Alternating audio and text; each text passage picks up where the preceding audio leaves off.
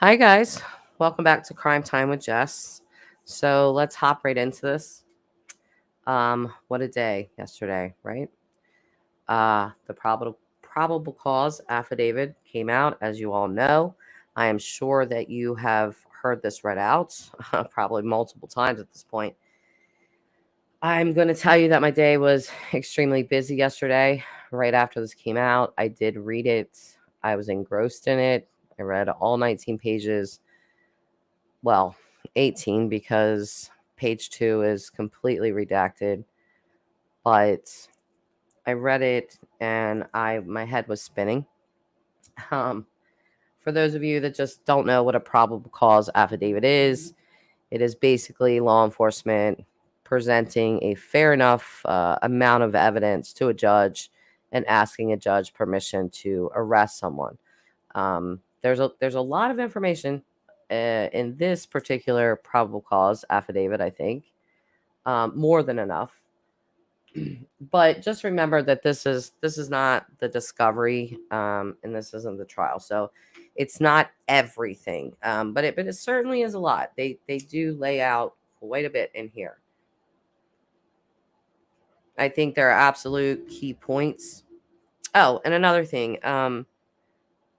Like I said, I really didn't watch really anything. I watched one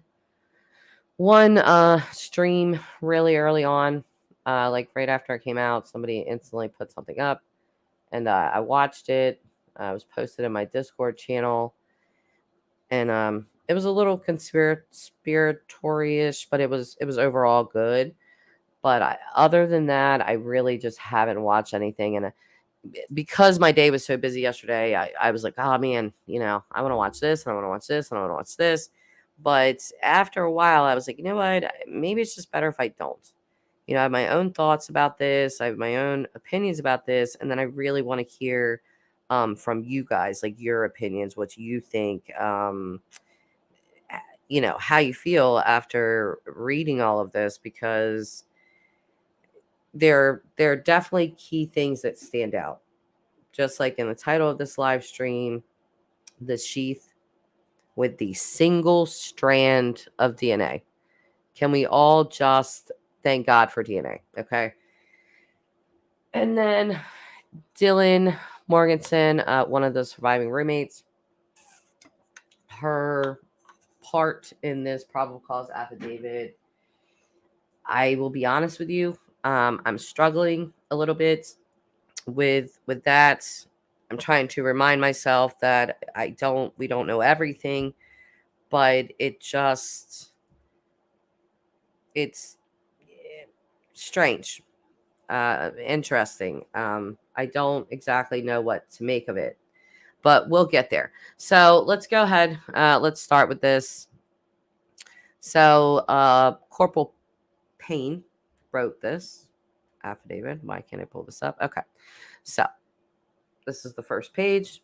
Exhibit A, statement of Brett Payne. The below information is provided by Brett Payne, who is a duly appointed, qualified, and acting peace officer within the county of Latham, state of Idaho. Brett Payne is employed by Moscow Police Department in the official capacity or position of corporal and has been a trained and qualified peace officer for approximately 4 years. Corporal Payne is being assisted by members of Idaho State Police and agents of the Federal Bureau of Investigation. So he was being assisted by the state police and FBI. On November 13th, 2022, at approximately 4 p.m., Moscow Police Department, Sergeant Blaker, and I responded to 1122 King Road, Moscow, Idaho, hereafter the King Road resident. So whenever they say that hereafter, they're just letting you know that when they're referring to 1112 King Road, they're just going to call it the King Road residence. And you're going to see that throughout the affidavit. They do that with the victims' rooms and things like that. So it says hereafter the King Road residence to assist with scene security and processing of a crime scene associated with 4 homicides. Upon our arrival, the Idaho State Police forensic team was on scene and was preparing to begin processing the scene. So forensic team already there, 4 p.m. We know that the call date or the 911 the 9 I'm sorry, my mouth is tripping over itself. So many thoughts about this, forgive me. But we know that the 911 call was made at 11:58 p.m. So by 4, they're there and the forensic team is already there. So a forensic team is on the scene and was preparing to begin processing the scene. Moscow Police Department Officer Smith, one of the initial responding officers to the incident, say a little prayer for that guy, advised he would walk me through the scene. So Officer Smith is going to walk Corporal Payne through this scene. Officer Smith and I entered the King Road residence through the bottom floor door on the north side of the building. So they went through the front door. Officer Smith and I then walked upstairs to the second floor. So they didn't even check the first floor. He didn't take him there. I guess maybe he already checked himself. So he just takes Officer Payne straight to the second floor.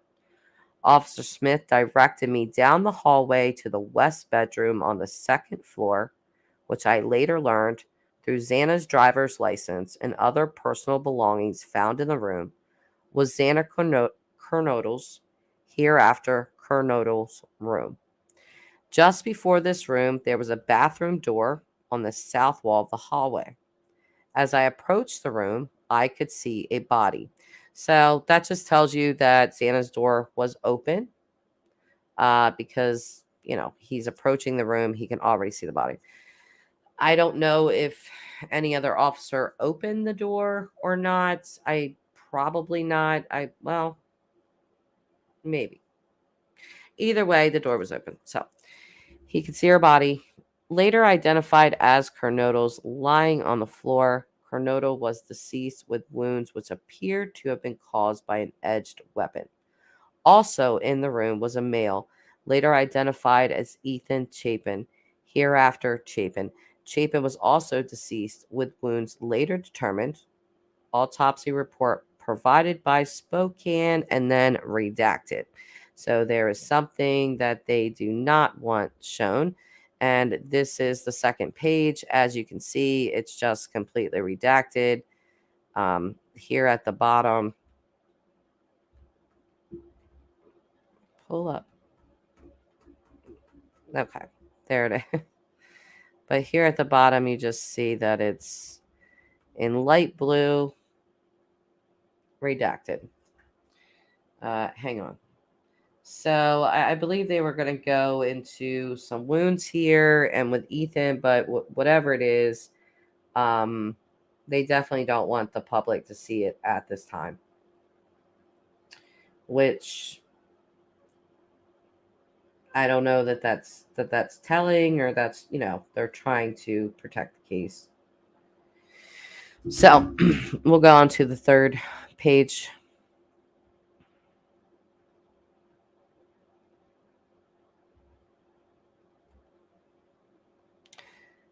So again, second page completely redacted, so this part's not quite making sense, but it says county medical examiner. They also redacted that name, but we already know who that is. Dated December 15th, 2022. So I'm guessing that's when she was completely done. To be caused by sharp force injuries. I then followed Officer Smith upstairs to the third floor of the residence.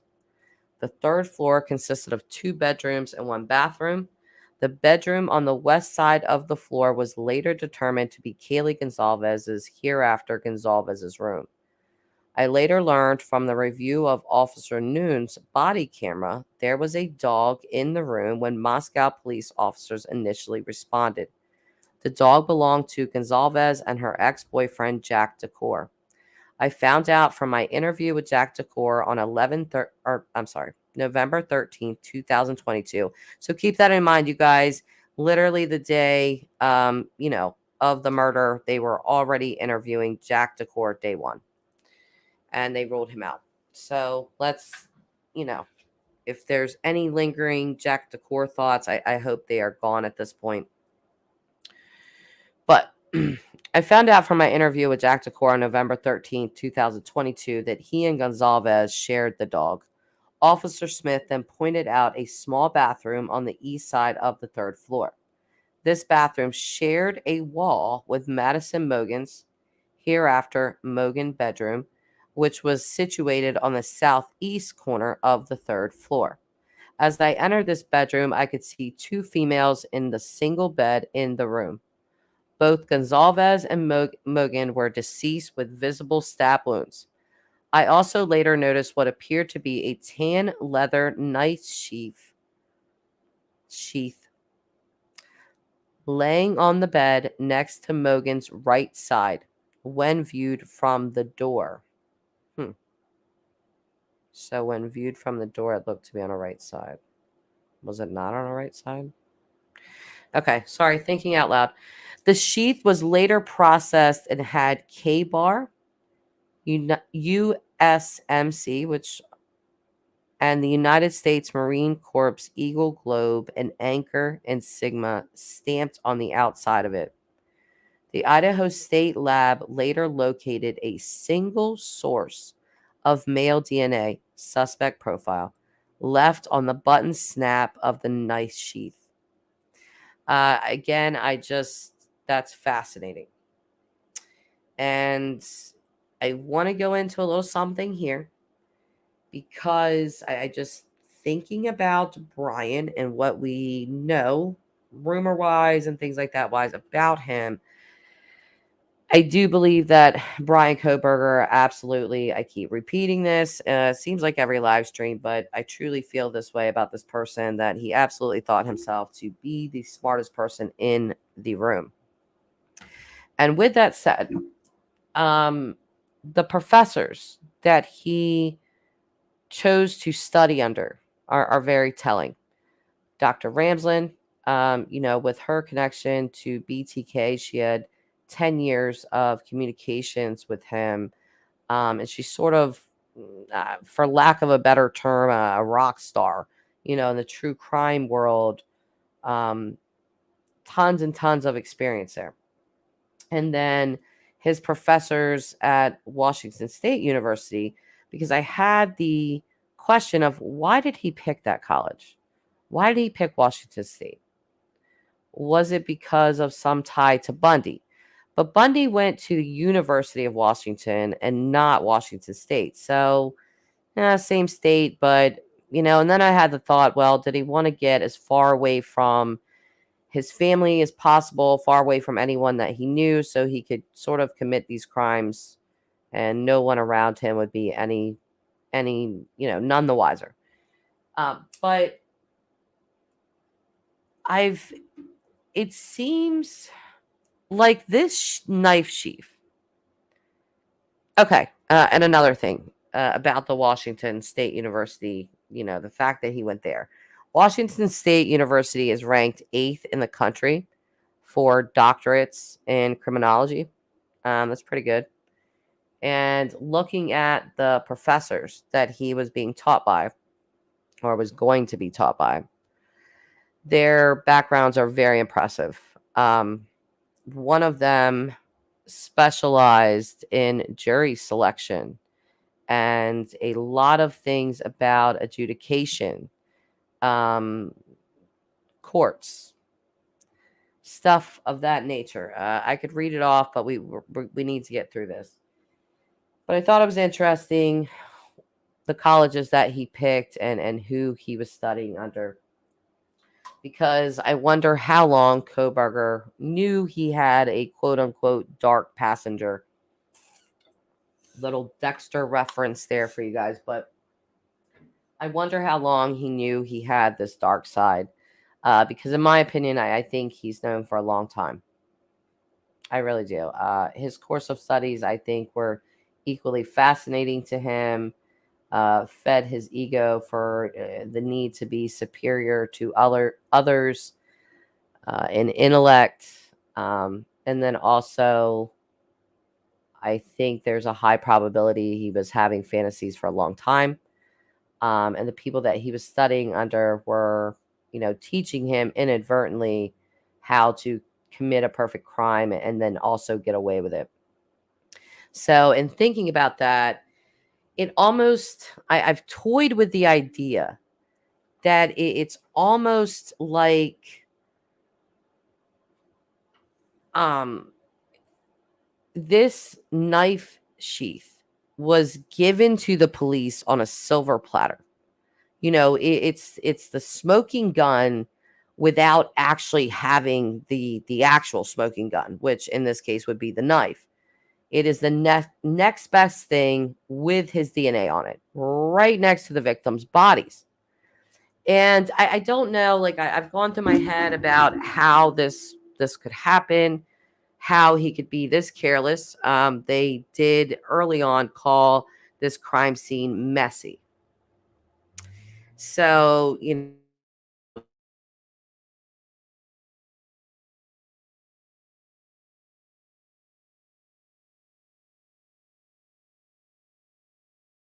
it's I wonder, what was he toying with the police? Was he so confident in his abilities and in his intellect? Was he completely confident that he had wiped that sheet of any DNA from him, only handled it with gloves, and they find this single strand on the button? I almost wonder if he left it behind on purpose, as again, as a way to toy with the police. We've seen this in multiple other serial killers. The Zodiac did this. He was actually never caught, but he often taunted the media, the public, the law enforcement. BTK did the same. um it's not original, but it's I don't know. That's just my thoughts. That is there a potential for that? And in my mind, there could be, but let's go on. So it says,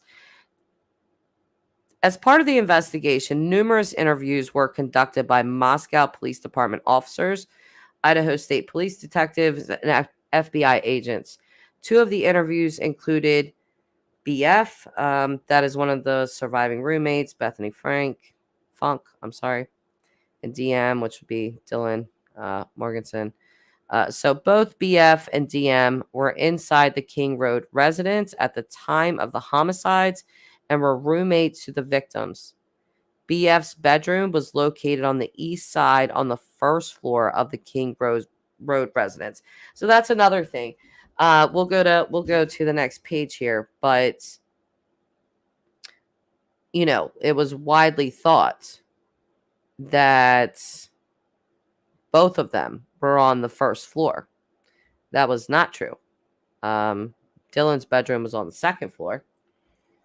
And they were not sleeping together or anything like that.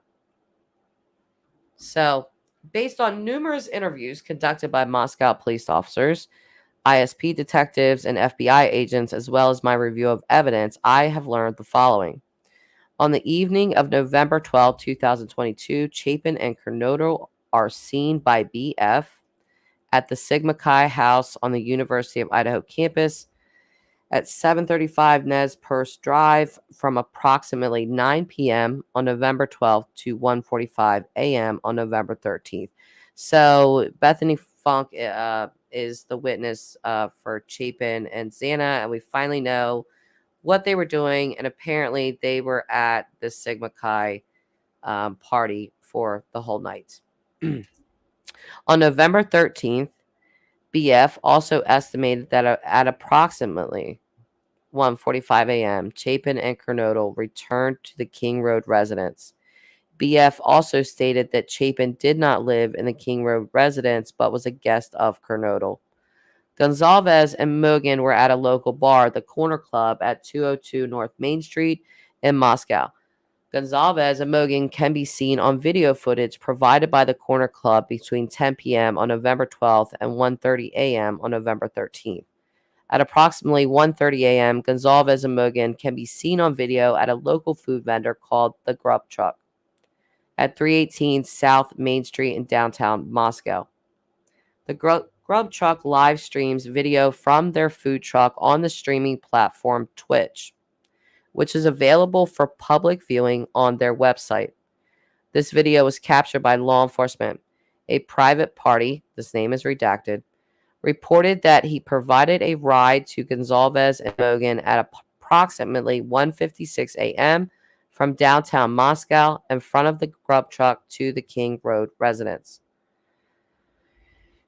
DM and BF both made statements during interviews that indicated the occupants of the King Road residence were at home by 2 a.m. and asleep, or at least in their rooms by approximately 4 a.m. This is with the exception of Kernodle, who received a DoorDash order at the residence at approximately 4 a.m. Law enforcement identified the DoorDash delivery driver who reported this information. This is so scary because it was literally minutes before she died. Sorry. All right, next page.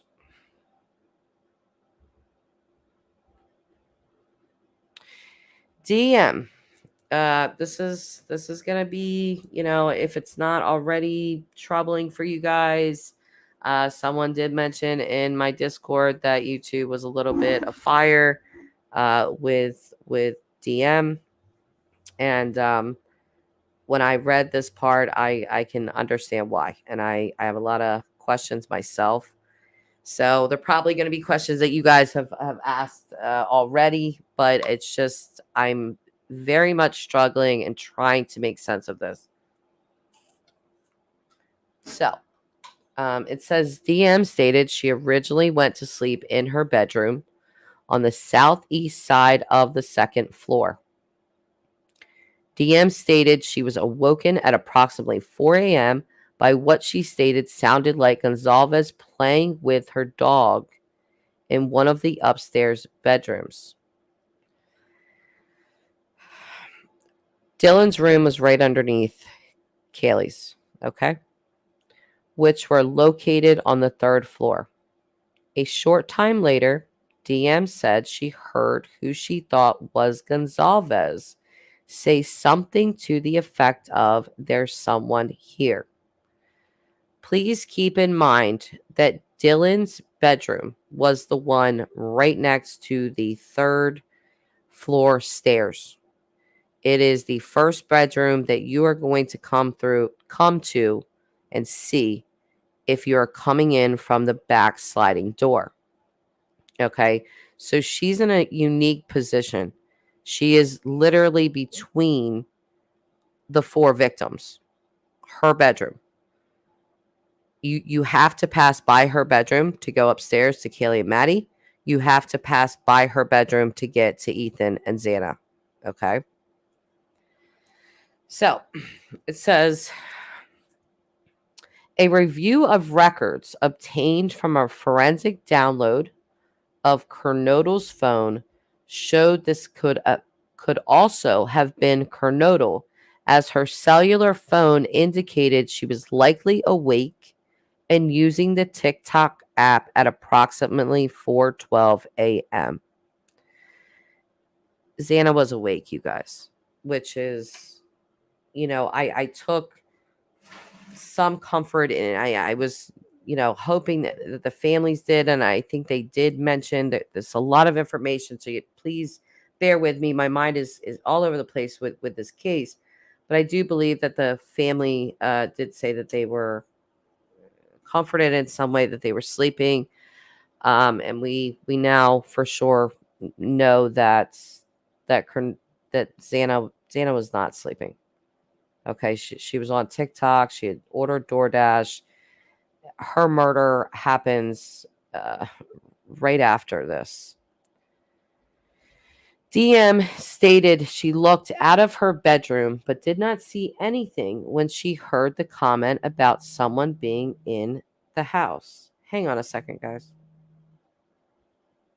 Hello?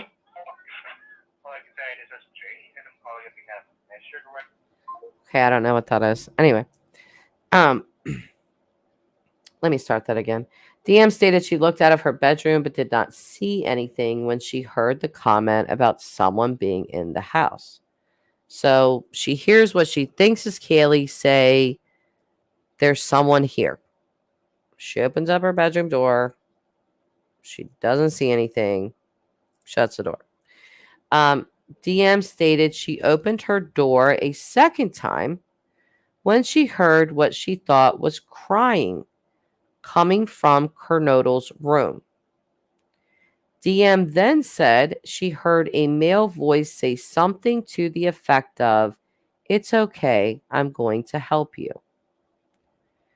At approximately 4:17 a.m., a security camera located at 1112 King Road, a resident immediately to the northwest of 1122 King Road, picked up distorted audio of what sounded like voices or a whimper followed by a loud thud.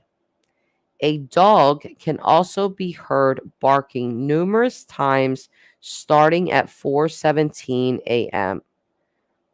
This is 5 minutes after Xana was on TikTok. Okay. The security camera is less than 50 feet from the west wall of Kernodle's bedroom. DM stated she opened her door for the third time after she heard the crying and saw a figure clad in black clothing and a mask that covered the person's mouth and nose walking towards her. Walking towards her, you guys. DM described the figure as 5'10" or taller, male, not very muscular, but athletically built with bushy eyebrows. The male walked past DM as she stood in a, quote, "frozen shock phase," unquote. The male walked towards the back sliding door. DM locked herself. We will go to the next screenshot.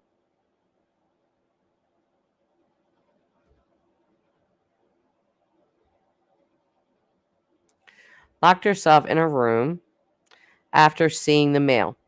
DM did not state that she recognized the male. This leads investigators to believe that the murderer left the scene. The combination of DM's statements to law enforcement, reviews of forensic downloads of records of BF and DM's phone,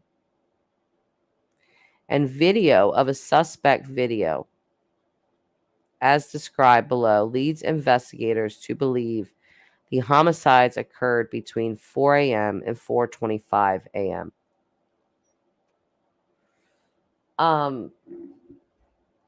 So Xana gets a DoorDash at approximately 4 a.m., right? And then she's on TikTok at 4:12.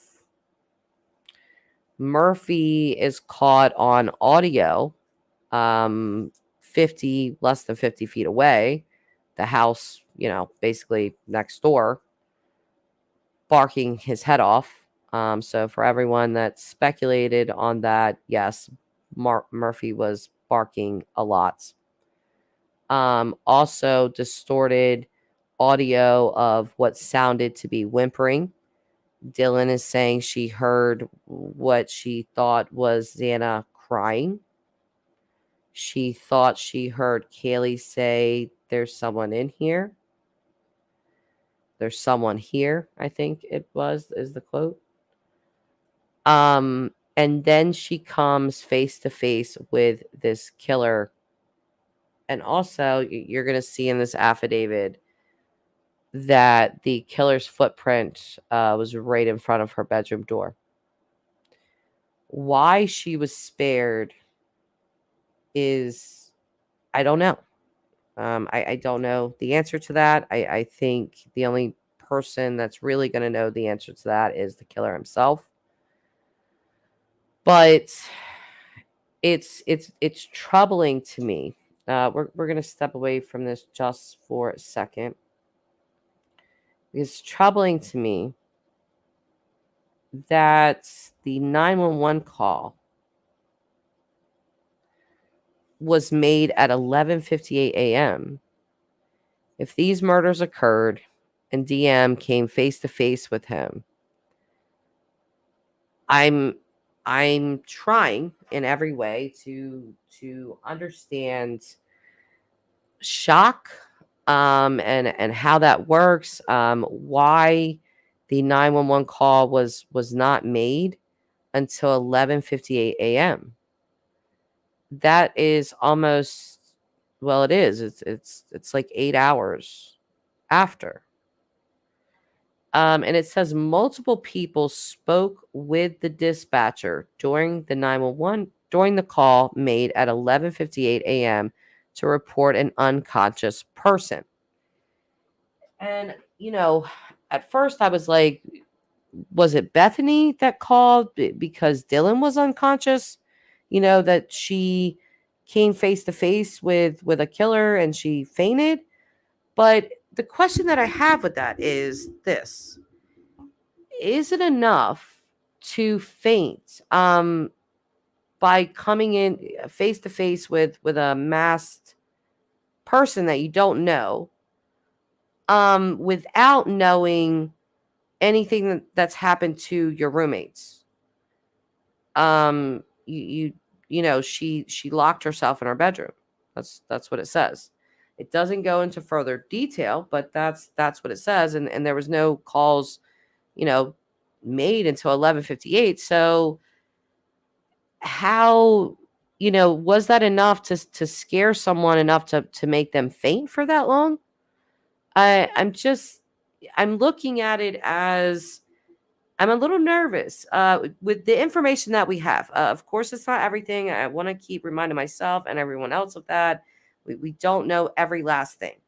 But I'm looking at it from like a defense attorney's standpoint, because there's definitely going to be questions here. And, I think she's going to have to take the stand. She did come face to face with the killer at a specific time, which is what they're saying in this probable cause affidavit. That combined with the audio and forensics and stuff, forensic data, that they've come to the conclusion that this was the time of the murder. So she is the sole eyewitness. And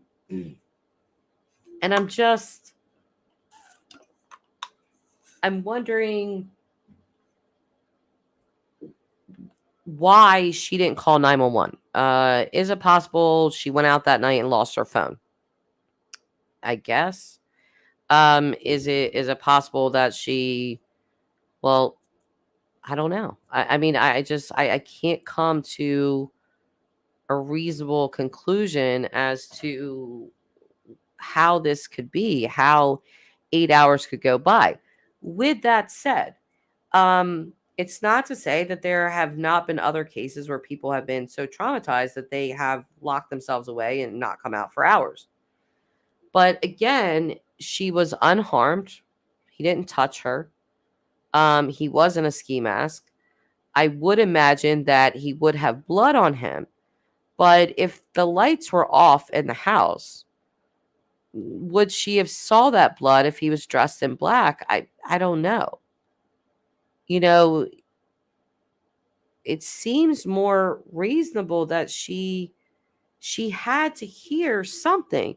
If Murphy's barking, Xana's cries were picked up 50 feet away, it had to be extremely loud inside of that house. And again, her bedroom is in between Maddie and Kaylee's and Xana and Ethan's. You can't get around passing by her bedroom. So I just, that the camera picks up the loud thud. She also obviously had to hear this. She opened her door 3 different times. So I'm very much struggling with why not the 911 call. I'm very confused about that. And then why did he spare her? Did he do it to emulate other serial killers who have left victims behind? because I do feel he's a bit of a copycat killer in some aspects. He seems to take some elements from other serial killers, and I think that's shown in several different ways. But he's not original. I just I have a lot of trouble with Dylan's part. And if anybody, I'm gonna drop the screens down, so I don't know who's in here, if anybody's in here, but I wanna just see if you guys have comments. Oh, you do, great. So let's see. Hey guys. So hey Jess, you're at work, but you'll watch the replay. Great. Hey Robbie. Hey Julie. Hey Blue. Hey Equalizer. Hey Liz. Let's see. Julie is saying, I think he wanted to get caught. Julie, I'm telling you, I keep toying with this idea because that would make him, quote unquote, a great. Somebody is definitely going down in the serial killer books if he can commit these crimes and then get away with it, because none of them have ever gone to trial and gotten away with it. They've all been convicted. So that would set him apart. And I just have to strongly wonder if he had planned for a defense prior to even committing these crimes. I keep toying with these ideas. Robbie, he realized he effed up. Robbie, I think that's why he kept going back. Yeah, well, I'm really glad that the cops stood vigil like every single night at that house, which I wouldn't expect anything less, but even so. And we got to give it to Moscow Police Department, please. Everybody thought they were doing nothing. This case was going cold. Listen, they were onto this guy early on and still kept saying, we don't have any suspects. We don't know. We have no idea. And they definitely had an idea. So they had the knife sheath with his DNA on it, for Christ's sake. I mean, they didn't know about the DNA at first, but they had the knife sheath. So cut out for a second, Jess. Is my sound okay now? Let's see. Shout out to Switch. Yeah, big shout out to Twitch. Sorry. Grandma's here. Sorry, late. It's okay. You're allowed to be late, Grandma. That's the perks of being a member. You can be late. Grandma, why not call 911 that minute? I don't know what she was thinking. Yeah, I'm very confused by it, and I don't want to attack her. She's not been arrested for anything. We have to remember that there's a reason. She's not in jail, but it's just I don't know. I think I would very much like to hear from an expert. I don't know if anybody's done a stream like that, because like an expert talking about the psychology, maybe behind, because I think that Dylan had to be some type of aware that something terrible was happening. I mean, you literally just came face to face with a masked unknown man to you. So surely you hear all these strange things. There's someone here. Xana's crying. You come face to face with this masked man. It doesn't say whether or not she saw him holding a knife or anything of that nature. So we don't know. But I would love to hear from an expert just about the psychology of this. Did this shock her enough to stay hidden in her room for 8 hours? I don't know the answer to it. It's just kind of perplexing me. At the same time, you do have to be sensitive to the fact that this person has not been arrested, and is most likely definitely going to be a witness here.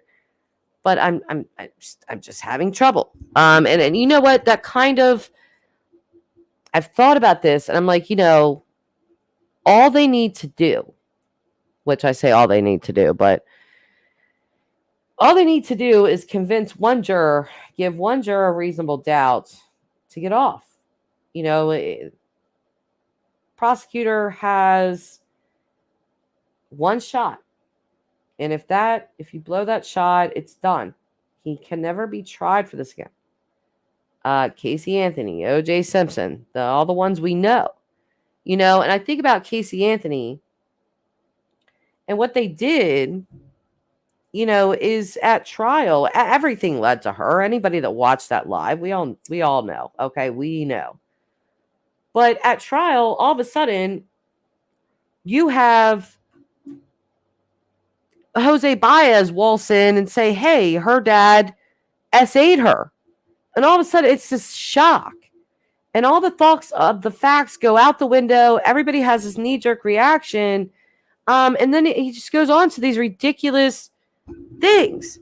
Implements her father, does all of this, and the next thing you know, voila, Casey Anthony is not guilty because he created reasonable doubt that she alone did this, that she did this, and that's what gets them off. And so with Dylan, did he leave her behind for that reason? Because look, my focus after reading this affidavit, this will be the third time, like I said, but after reading this, I keep going back to DM's part because that's the part I can't understand. I see Bryan, I see his travels, they have all of that on cam, him going and stalking the house, the night of the murders, going there and going back to Pullman.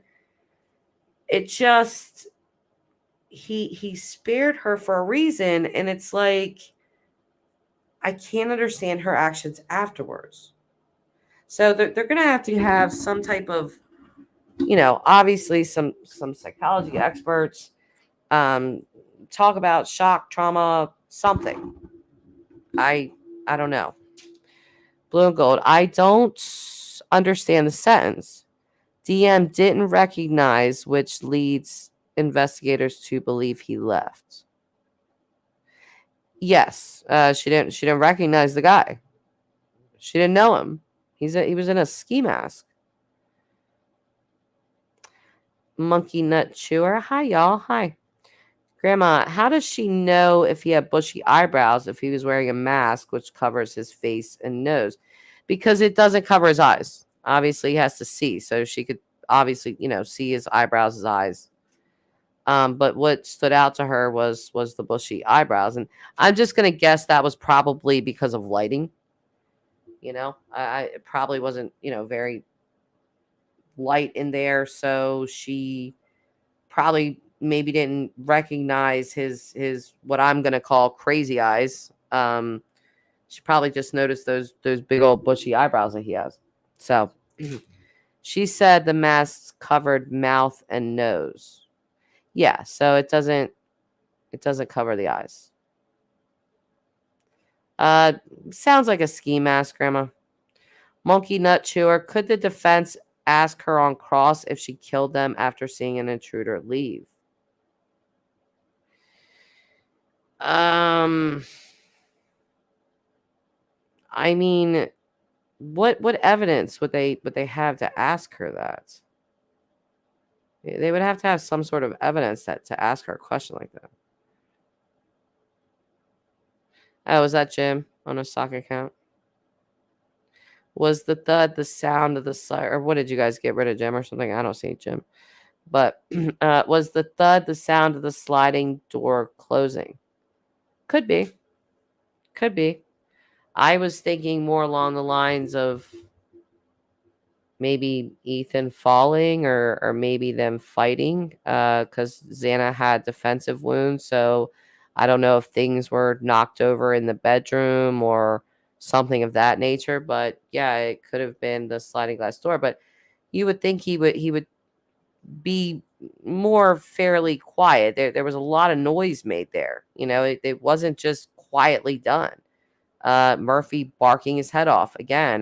The camera's picking up, faint sounds of Xana's whimpering. I mean, so again, but that just tells you how loud it had to be in the house itself. It's all hardwood floors in that house. If you have hardwood floors in your house, you know how bad everything echoes. Everything echoes. And I didn't see like any big throw rugs that they had or anything like that. So that entire house is going to echo big time. I do think it's telling with what his aunt said about, him being a vegan, and then Murphy is spared. Even though Murphy is alerting and barking his head off, he did not harm him. It almost reminds me of BTK with thinking that the R word was going too far without realizing that murder is like the worst thing you can do to someone. But anyway, Nicole G, I just don't understand how you hear and see that and not call 911 for your own safety at the very least, especially coming face to face with that. I agree. I'm telling you, I've spent a lot of time. I've been trying to come up with reasons why. And I've been unsuccessful thus far. But I'm hoping that somebody comes up with a reasonable explanation, because I'm a little worried about her getting on the stand with the defense. I'm worried about them, you know, causing such a distraction with her that it takes away from the interest of what the hell was going on with Bryan, even though, in my opinion, with his DNA on that sheath, you're going to have to explain that away. And I don't know how the hell you're going to explain that away. So again, that is the star of the show. That DNA on that sheath is the star of the show. And then the forensic data that they have on the cams of him stalking the house in his car, leaving the crime scene, going back to his place. All of that is like they're like the stars sidekicks, So they do have strong evidence. They do. Very, very strong circumstantial evidence for sure. And then that DNA is just, you're going to have to talk yourself out around that. And how do you do that? And I'm wondering, did Bryan Kohberger, is he thinking about, yeah, and I'm sure he is. Like, how am I going to get out of that? How am I going to explain that away? With my background, with my education, with my expertise, how am I going to get out of that? So it's going to be interesting to see what the defense does. And I hope that there is, and I think there is, but I'm just hoping that there's more with Dylan as to why, because the question's going to be asked. Why? Why was there no 911 call made? Juliet saying, but at the same time, I think it wants to be topic of discussions in criminology. It's 2022. He knew there's cams everywhere. Yeah, I agree. Attention for sure with this guy. Definitely agree with that. Juliet, I hope you saw the link I sent or saw it elsewhere where the feds watched him discard trash in neighbors' bins. Oh, no, I did not, Juliet. Did you email that to me? No, I didn't. That's interesting. I did not see that. Sandy Jersey Girl, hi. Is saying maybe she was drunk and take into consideration all the times police were at that home due to many complaints. She may have been scared to even call them out there, as well as being underage. Yeah, you know what? Thank you for saying that. I definitely thought of that as well. They did not like the cops there. I think we kind of, definitely saw that in the body cam footage. And if she was drinking, and high probability they all were. But yes, I definitely can understand that angle. In fact, when they put you like in the drunk tank, they leave you there for 8 hours so you quote unquote sober up. So that's thank you for coming up with some type of logical, reasonable thing. But even with that, do you think that her fear of police knowing that she's drunk overage would trump her fear of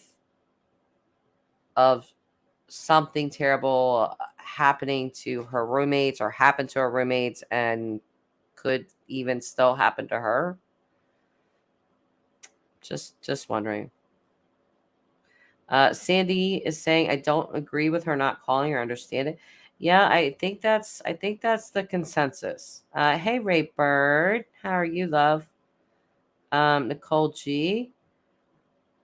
I keep thinking maybe he left her alive to call 911, then drove by in the morning wondering why there were no cops and the story wasn't out yet, just a theory. Yeah, yeah. It's just Robbie. Are we modding Jim out of chats? I feel like I should have a say over this. Well, should you? Are you in Discord, Robbie? Because if you're not, you should be. Justine Rebecca is saying that she totally agrees with Nicole G. How could you not get help, especially after hours and hours? Blue and gold. They had to know this part about delayed 911 would cause controversy. Why do that to DM? Well, I mean, they had to put the, they had to put the probable cause together. She is the eyewitness. I mean, they can't help that the 911 call wasn't made until, pretty much like 7.5 hours later. I think it's like 7.5 hours later. So I don't know. It's an interesting question. Sam, it's not out of the realm of possibility to think that she may have been drinking or doing drugs, or he may have drugged her. Okay. Thank you for your comment.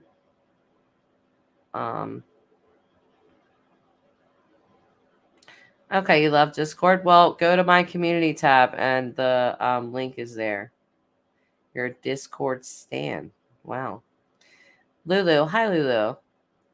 Lulu is saying some people have a fear of police due to bad childhood experiences, so understand a reluctance to call.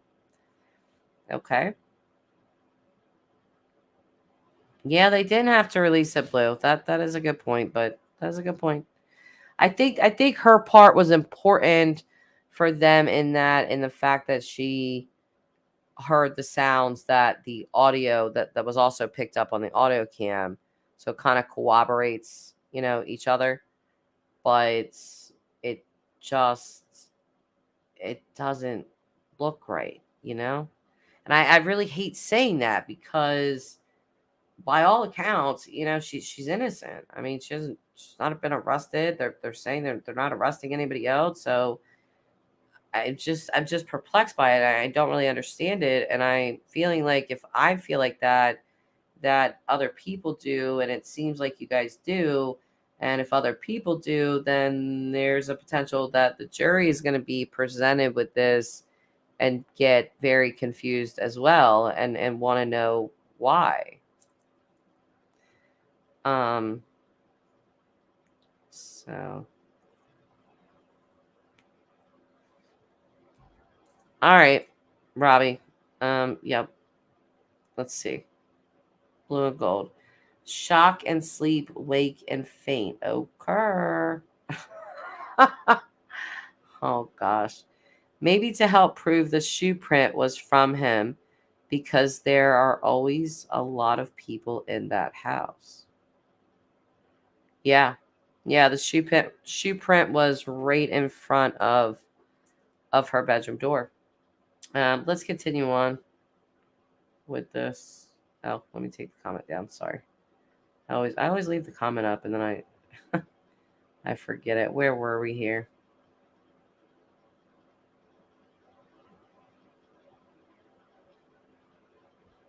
I think we were still in here. So, during the process of the crime scene, investigators found a latent shoe print. So, we'll lead right into what Nicole was saying.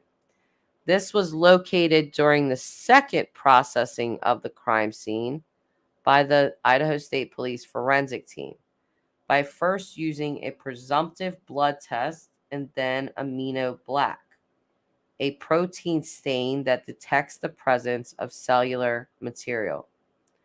The detected shoe print showed a diamond-shaped pattern similar to the pattern of a Vans-type shoe sole just outside the door of DM's bedroom, located on second floor. They put that in parentheses again, or not again, but they mentioned that she's on the second floor again. This is consistent with DM's statement regarding the suspect's path of travel. So yeah, her part in this is it has to be, it does have to be included. You know, it backs up the evidence that they found. But then it also poses a crap ton of questions about just Dylan's responses to this. So, as part of the investigation, an extensive search, commonly referred to in law enforcement as a video canvass, was conducted in the area of the King Road residence. This video canvass was to obtain any footage from the early morning hours of November 13th, 2022, in the area of the King Road residence and surrounding neighborhoods in an effort to locate the suspect or suspect's vehicle traveling to or leaving from the King Road residence.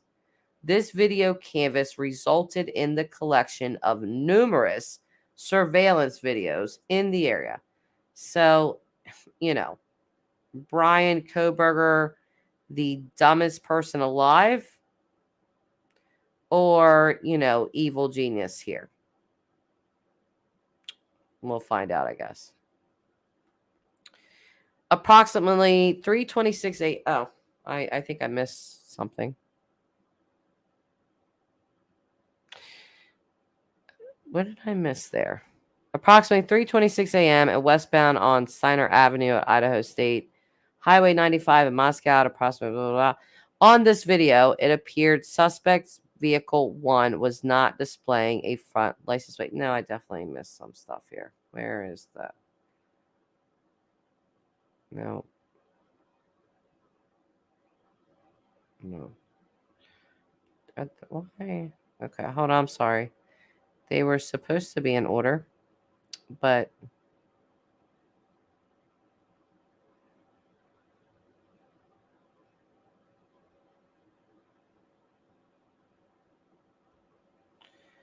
did I miss that screenshot? I'm feeling like I missed the screenshots. I am really sorry, guys. We're going to have to go past that. All right, so a review of footage from multiple videos obtained from the King Road neighborhood showed multiple sightings of suspect victim 1 starting at 3:29 a.m. and ending at 4:20 a.m.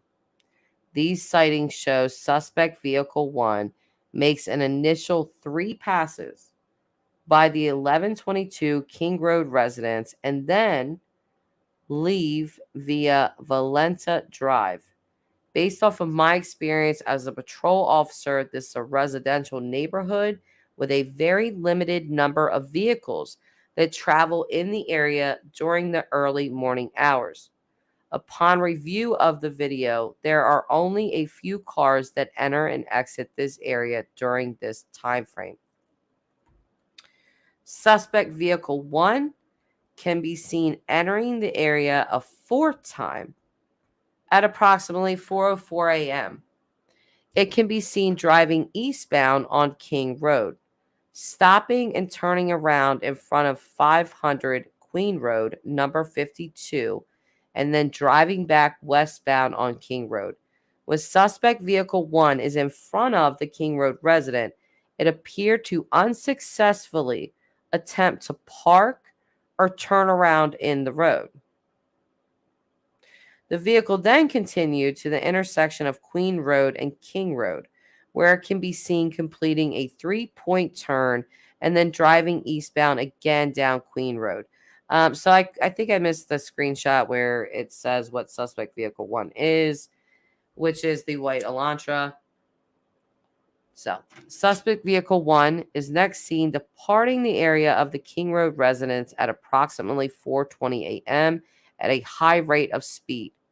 Suspect vehicle 1 is next observed traveling southbound on Valenta Drive.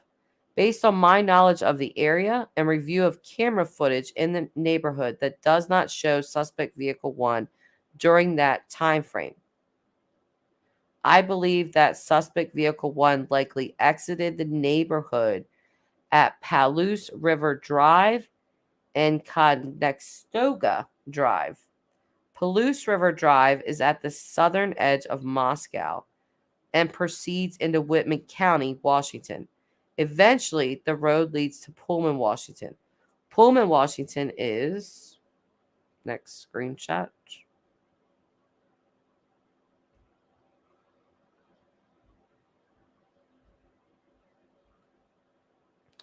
approximately 10 miles from Moscow, Idaho.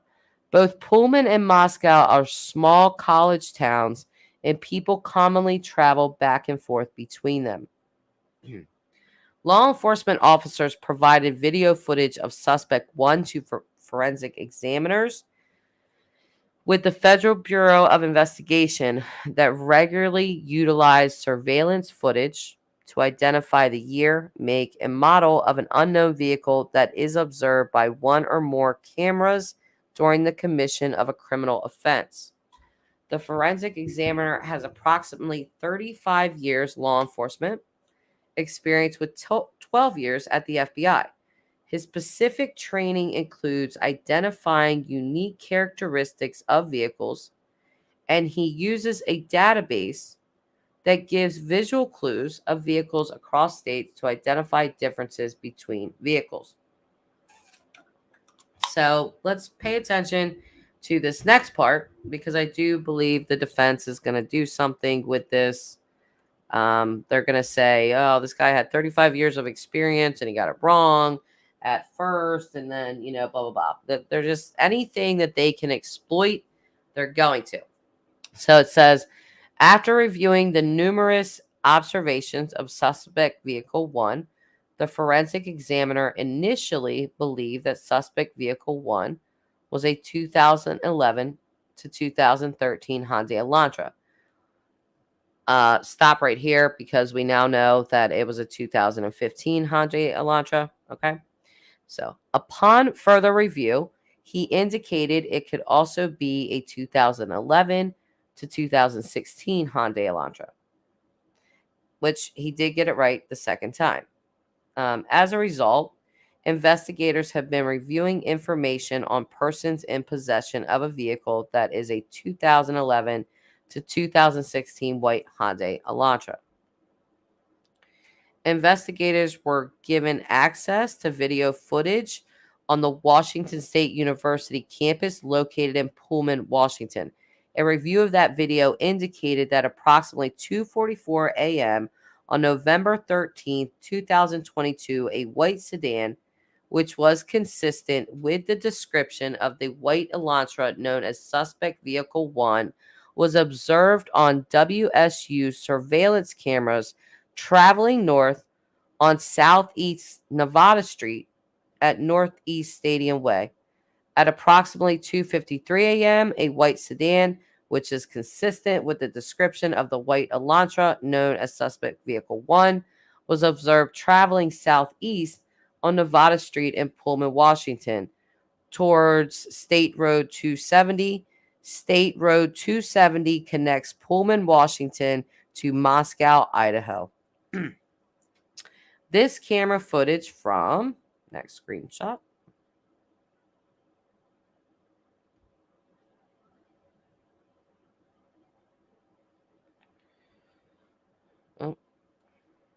from Pullman, Washington, was provided to the same FBI forensic examiner. The forensic examiner identified the vehicle observed in Pullman, Washington as being a 2014, so he narrowed it down. And, that was the best one. After he saw that, he had a much clearer picture, it seems. So, as being a 2014 to 2016 Hyundai Elantra. At approximately 5:25 a.m., a white sedan, which was consistent with the description of Suspect Vehicle 1, was observed on 5 cameras in Pullman, Washington, and on Washington State University campus cameras. Again, I will say people lie, cameras don't, okay? Not these cameras anyway. The first camera that recorded the white sedan was located at 1300 Johnson Road in Pullman. The white sedan was observed traveling northbound on Johnson Road, Johnson Road leads directly back to West Palouse River Drive in Moscow, which intersects with Conestoga Drive. The white sedan was then observed turning north on Bishop Boulevard and northwest on State Road 270. At approximately 5:27 a.m., the white Elantra was observed on camera. Jesus. Can I take a drink of water, please? I need a drink of water. Sorry. Can't talk. Okay. All right. Let's keep going here. The white sedan was then observed turning north on Bishop Boulevard and northwest on State Road 270. At approximately 5:27 a.m., the white Elantra was observed on cameras traveling northbound on Stadium Way at Nevada Street, Stadium Way at Grimes Way, Stadium Drive at Wilson Road, and Stadium Way at Cougar Way. Depictions showing Moscow and Pullman. It said depiction showing white Elantra's path of travel, not to scale. So, like all these little white dots. I mean, they literally have this guy like all over the place. It's just, he was seen on so many cameras. It's ridiculous. So we'll go to the next screenshot here.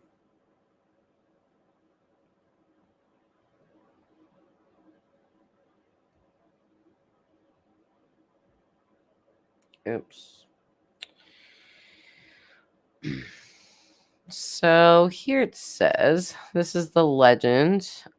This little yellow thing, which I still, there's one, which is right here. It says the white Elantra seen leaving Washington State University campus. So this is where they saw him leave the campus. And if you see right here, if you can see it, it says Washington State University. So there he was. And then the pink is the white Elantra seen returning to Washington State campus. And there's quite a few of those. There's one here, there's one here, there's one here, there's one here, there's one here, there's one here. This is his house. Okay. So, or not house, but apartment, dorm, apartment, whatever. On November 25th, 2022, Moscow Police Department asked area law enforcement agencies to be on the lookout for white Hyundai Elantras in the area. On November 29th. So that's, there you guys go. That is 12 days. That's less than 2 weeks. Moscow Police Department knew the car and were on the lookout for it. So everybody thought they were doing nothing. And they even basically told you guys, nope, we don't have anything. No suspects. We don't know what's going on. Blah, blah, blah. And here they are. They were doing all this. So good on them for keeping things close to the vest, even though there was a ton of scrutiny on them. But they were getting it done. So on November 29th, 2022, at approximately 12:28 a.m., Washington State University police officer Daniel Tenego queried white Elantra's register at Washington State University. So this officer looks into white Elantras that are registered at WSU. As a result of that query, he located a 2015 white Elantra with a Pennsylvania license plate. I'm not going to read out the license plate number. This vehicle was registered to Bryan Kohberger, hereafter Kohberger, residing at 1630 Northeast Valley Road, apartment 201, Pullman, Washington. 1630 Northeast Valley Road is approximately 3/4 of a mile from the intersection of Stadium Way and Cougar Way. Last camera location that picked up the white Elantra. So it's 3/4 of a mile from the last camera that picked him up. And again, let's see if we can. Oh wait, let's see if we can zoom in more. Yeah. So again, the pink dots that you see are the cameras that picked him up. This is the camera that picked him up leaving, this yellow. But the pink are the cameras that picked him up going back home. This is the apartments. Less than 3/4 of a mile. So, yeah, as you can see, I mean, they picked him up multiple. What is that? 1, 2, 3, 4, 5, 6, 7. Wow. All right. So let's back out of that for a minute.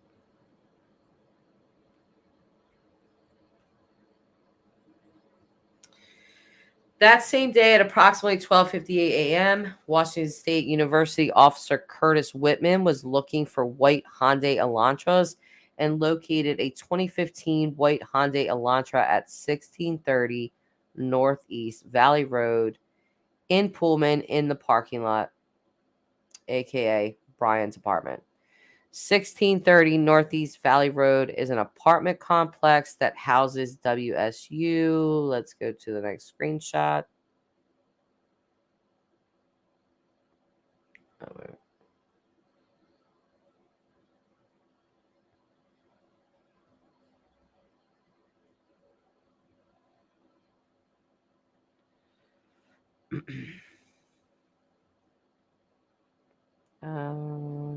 Where are we here?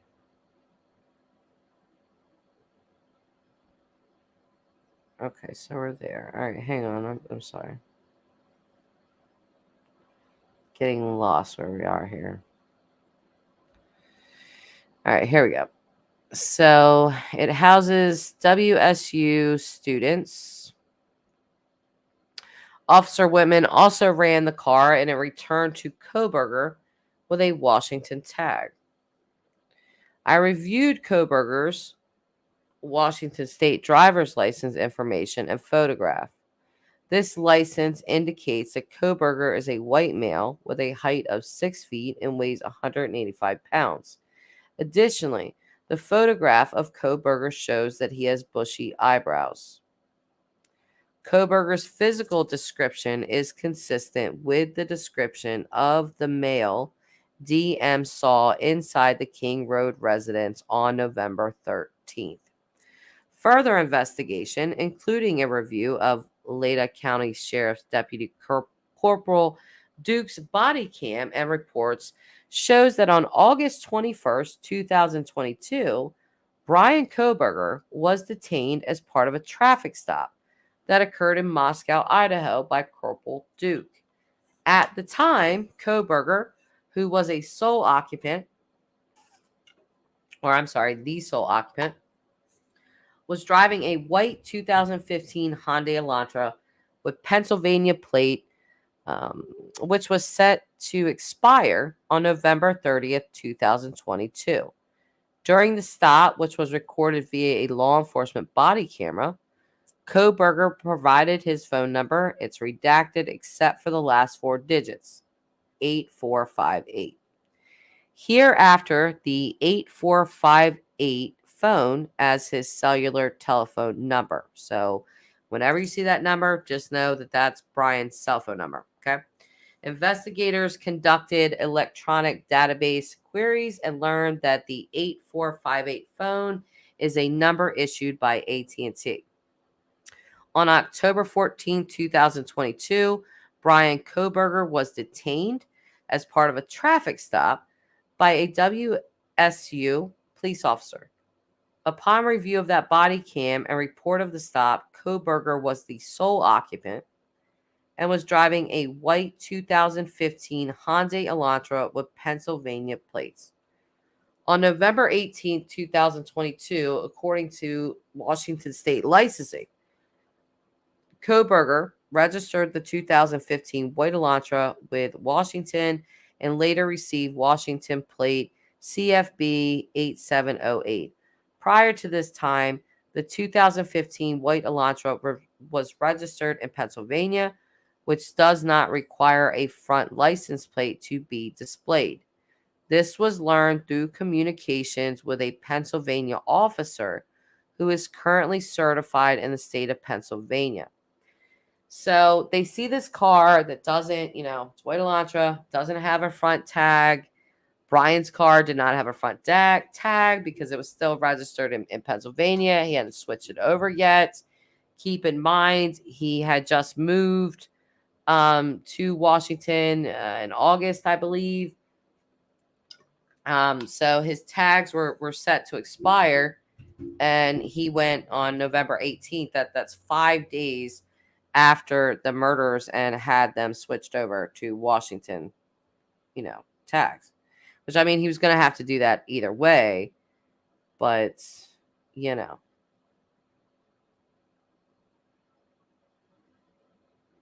All right, let me just make sure.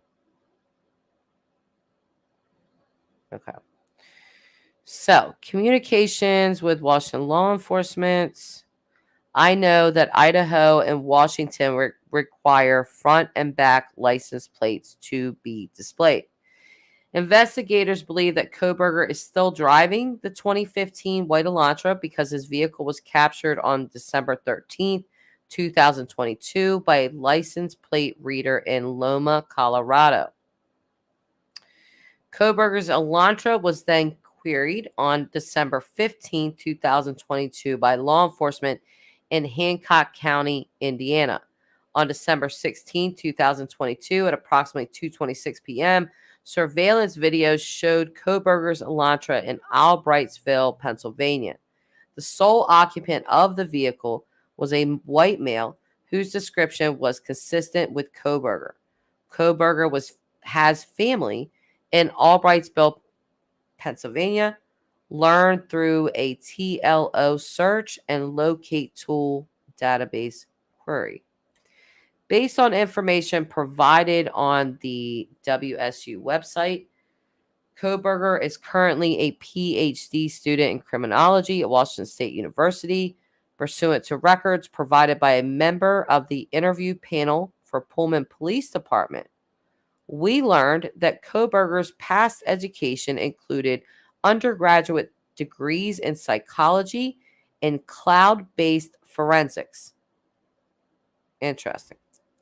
These records also showed Kohberger wrote an essay when he applied for an internship with the Pullman Police Department in the fall of 2022.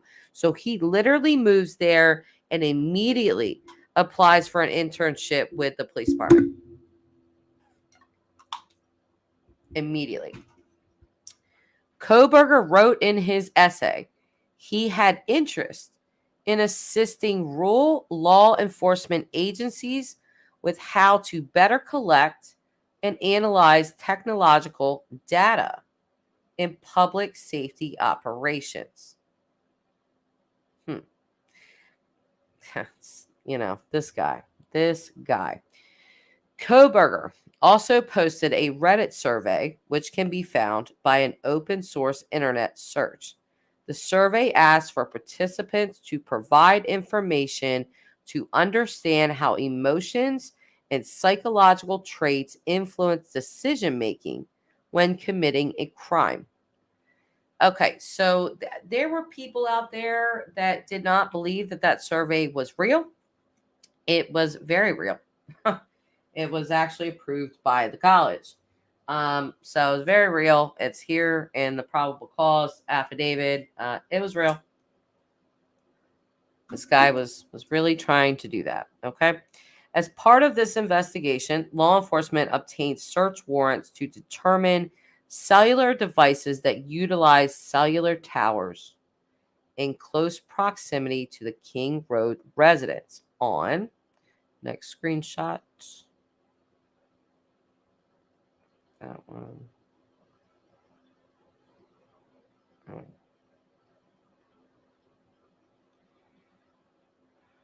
We already showed that one. Should be this one. So it says on November 13th, 2022, between 3 a.m. and 5 a.m., between those times, obviously, the murder was committed. Murders.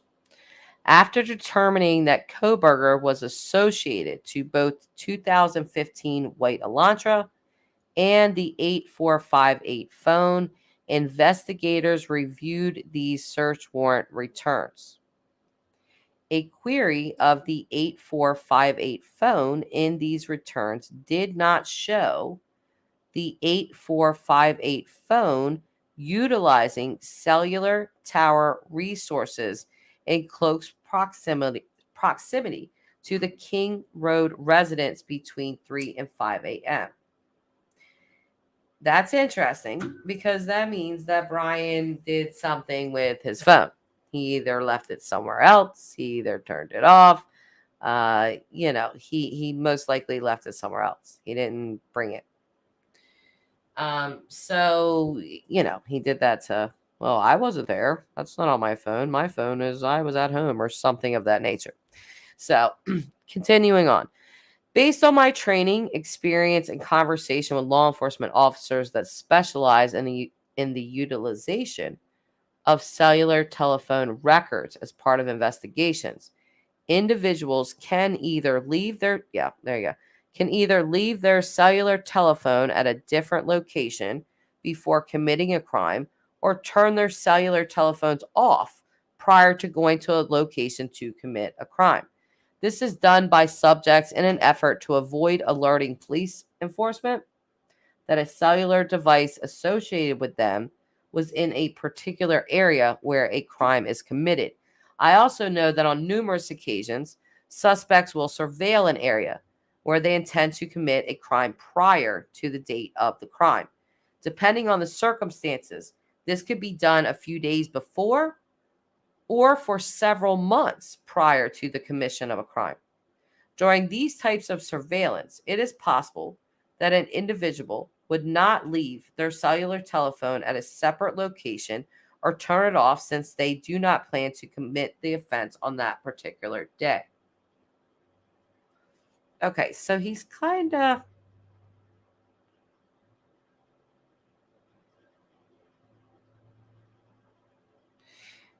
That's kind of weird. He's kind of given a kind of like a little bit of a weird out. On December 23rd, 2022, I applied for and was granted a search warrant. Okay, so Michelle's live. Yeah, you guys can all run over there. On December 23rd, 2022, I applied for and was granted a search warrant for historical phone records between November 12th, 2022 at 12 a.m. and November 14th at 12 a.m. for the 8458 phone held by the provider AT&T, approximately 24 hours preceding and following the times of the homicide. So he provided, for a warrant for that, for Bryan's phone to see what the data was for those times. So it says on December 23rd, 2022, pursuant to that search warrant, I received records for the 8458 phone from AT&T. These records indicated that the 8458 phone is subscribed to Bryan Kohberger at an address in Albrightsville, Pennsylvania, and the account has been open since... We are getting there. Slowly but surely. June 23rd, 2022. These records also include historical cell site location information for the 8458 phone. After receiving this information, I consulted with an FBI special agent that is certified as a member of the Cellular Analysis Survey Team, CAST. Members of CAST are certified with the FBI to provide expert testimony in the field of historical CSLI. So, cellular site location information. Where has that cell phone been? And are required to pass extensive training that includes both written and practical examinations prior to be certified with CAST, as well as the completion of yearly certification requirements. Additionally, the FBI CAST essay that I consulted with has over 15 years of federal law enforcement experience, which includes 6 years with the FBI. From phone information provided by CAST, I was able to determine estimated locations for the 8458 phone from November 12th to November 13th, 2022, the time period authorized by the court. On November 13th, 2022, at approximately 2:42 a.m., the 8458 phone was utilizing cellular resources that provide coverage to 1630 Northeast Valley Road, apartment G201, Pullman, Washington, hereafter Kohberger's residence. So he was he was surveilling his own house. He was looking at his own apartment complex. At approximately 2:47 a.m., the 8458 phone utilized cellular resources that provide coverage southeast of the Kohberger residence, consistent with the 8458 phone leaving the Kohberger residence and traveling south through Pullman, Washington. Wait a minute. This is consistent with the movement of the white Elantra. Okay, okay. At approximately 2:47 a.m., the 8458 phone stops reporting to the network, which is consistent with either the phone being in an area without cellular coverage, the connection to the network is disabled, such as putting the phone in airplane mode, or that the phone is turned off. The 8458 phone does not report to the network again until approximately 4:48 a.m. So no, he wasn't viewing coverage of his own house. I read that wrong. Sorry. They're just like tracking his phone. So he turns it on again after the murders, at which time it utilized cellular resources that provide coverage to Idaho State Highway 95 south of Moscow, Idaho. Wow. Near Blaine, Idaho. Between 4:50 a.m. and 5:26 a.m., the phone utilizes cellular resources that are consistent with the 8458 phone traveling south on Idaho State Highway 95 to Genesee, Idaho, then traveling west. So it's like they track this fool. Like he's just, again, like how stupid can you be? He just takes the cake, this guy.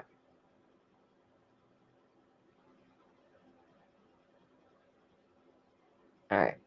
So we're almost there. We're almost there. To Uniontown, Idaho, and then north back into Pullman, Washington. They literally tracked him all the way back. And we've seen that on the map.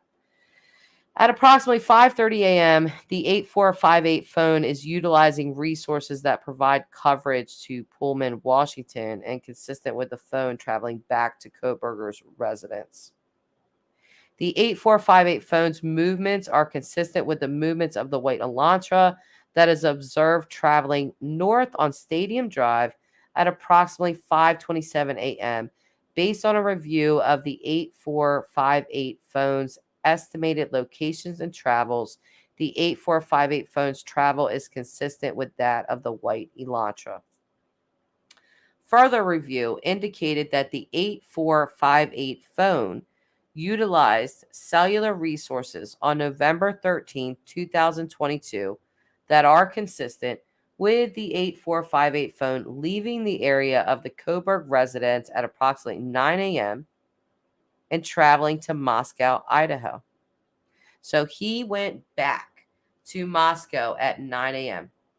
That the same day he committed the murders. He commits the murders, at approximately, like 4:20 in the morning, somewhere in there. And then less than 5 hours later, he's going back to Moscow. Specifically, the 8458 phone utilized cellular resources that would provide coverage to the King Road residence between 9:12 a.m. and 9:21 a.m. Huh. He went back to the house. He went back to the house. I wonder if he went back to go get the sheath. I mean, wow. Oh, wow. The 8458 phone next utilized cellular resources that are consistent with the 8458 phone traveling back to the area of Kohberger's residence and arriving to the area at approximately 9:32 a.m. Below is a depiction, not to scale, of the possible route taken based off of cellular site locations. You guys think this person has any hope of getting off? It's ridiculous, this guy. All right, so here is, they're showing his, path of travel. This is his house, I believe, where he went. Investigators found that the 8458 phone did connect to a cell phone tower that provides service to Moscow on November 14th, 2022. But investigators do not believe the 8458 phone was in Moscow on that date. Well, that's interesting.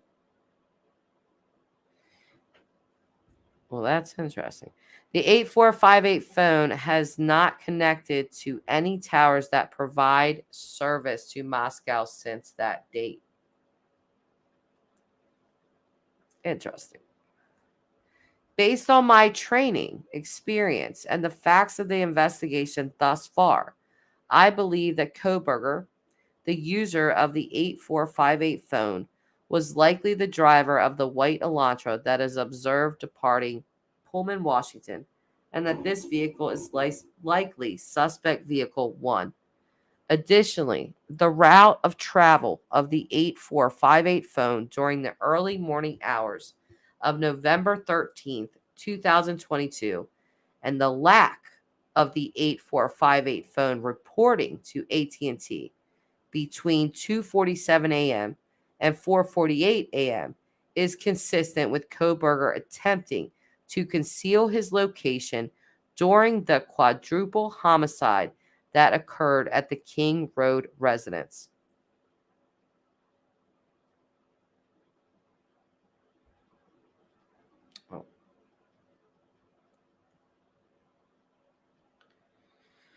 On December 23rd, 2022, I was granted a search warrant. Oh, wait. That is not the right. Yeah, that is. Yes. Okay. Sorry.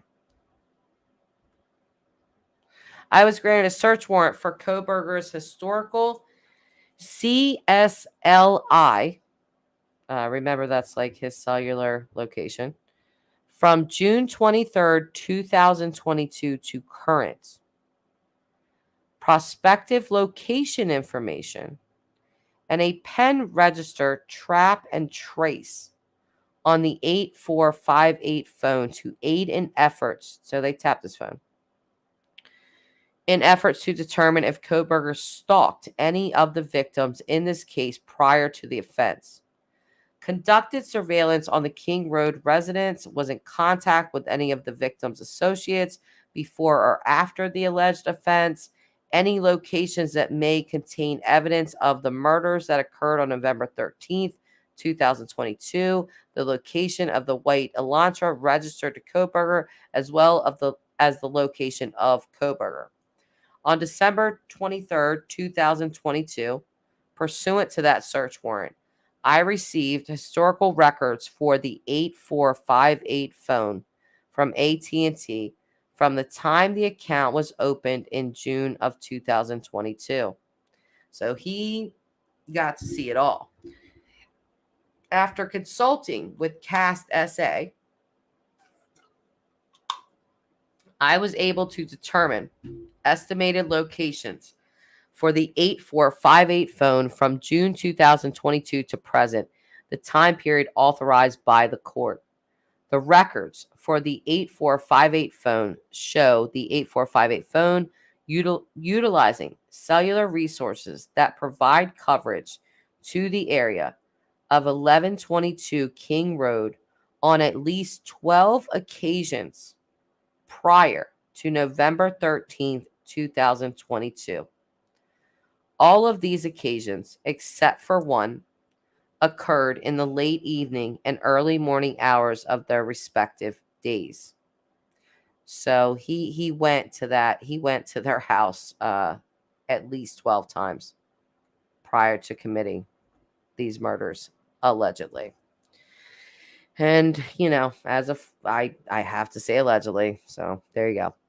One of these occasions on August 21st, 2022, the 8458 phone utilized cellular resources, providing coverage to the King Road residents from approximately 10:34 p.m. to 11:35 p.m. At approximately 11:37 p.m., Kohberger was stopped by Lada County Sheriff's Deputy Corporal Duke, as mentioned above.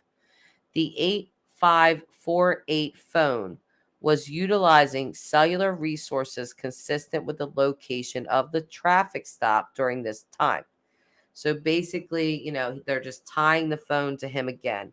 He was stopped by this cop at this time. That was, a record made of that. And then here, that his phone is showing that, yes, he was stopped there at that time. So further analysis of the cellular data provided show the 8458 phone utilized cellular resources on November 13, 2022, consistent with the phone traveling from Pullman, Washington to Lewiston, Idaho via U.S. Highway 195 at okay, this is where it gets a little, I don't understand this part of it. At approximately 12:36 p.m., the 8458 phone utilized cellular resources that would provide coverage to Kate's Cup of Joe coffee stand. Next screenshot. Where is my next screenshot? Oh.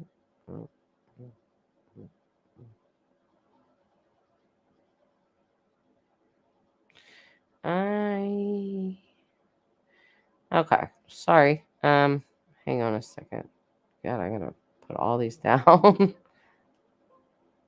Hang on a sec. Oops. Put myself down as well. All right, guys. So I have to pull up the other ones because I thought that I had them up, but I didn't. But while we're doing that, we can read some of these comments here. Billy Cole was saying, oh, "Wow, yeah, it's a huge wow, isn't it?" Because explain this away, explain this away. Explain away that you went to this house at least 12 times before the murders. Your DNA's at the scene. Your sheath is at the scene. I mean, good grief, Hang on.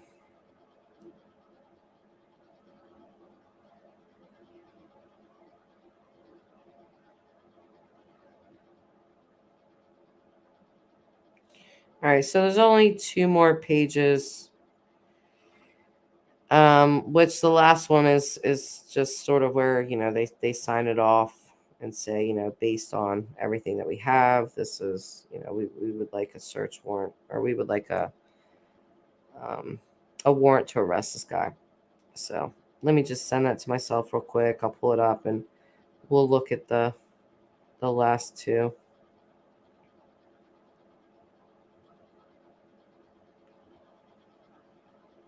All right.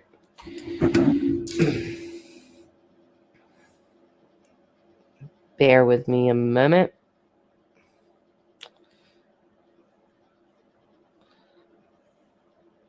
And again, we really are just truly dealing with a true blue psychopath here. So there's that one. One more. This one.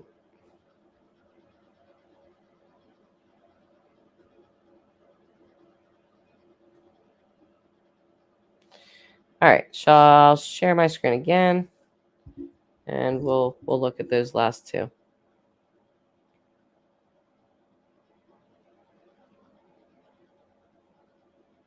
So just where we left off, he's talking about at approximately 12:36 p.m. The 8458 phone utilized cellular resources that would provide coverage to Kate's Cup of Joe coffee stand, located at 810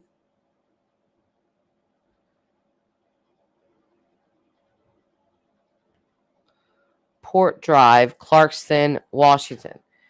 Surveillance footage from the U.S. Chef store located at 820 Port Drive, Clarkston, Washington, and adjacent to Kate's Cup of Joe showed a white Elantra consistent with suspect vehicle 1 drive past Kate's Cup of Joe at a time consistent with the cellular data from the 8548 phone.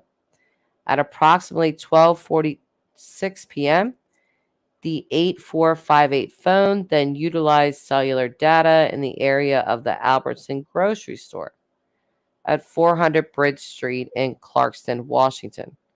Surveillance footage obtained from the Albertsons showed Kohberger exit the white Elantra, consistent with suspect vehicle 1. So they were on him. They were watching this guy.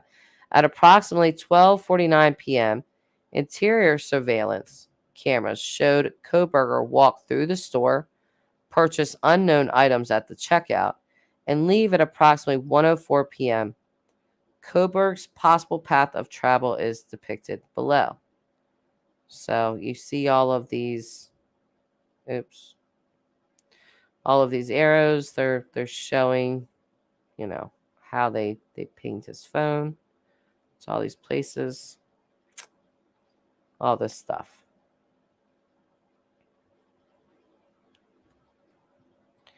So, and then we'll get to the last screenshot.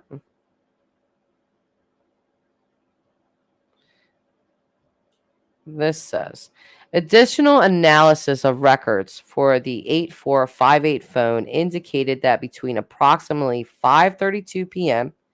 and 5:36 p.m., 4 minutes, the 8458 phone utilized cellular resources that provide coverage to Johnson, Idaho. The 8458 phone then stops reporting to the network from approximately 5:36 p.m. to 8:30 p.m. That is consistent with the 8458 phone being in the area that the 8 okay, there was a typo there. That the 8458 phone traveled in the hours immediately following the suspected time the homicides occurred.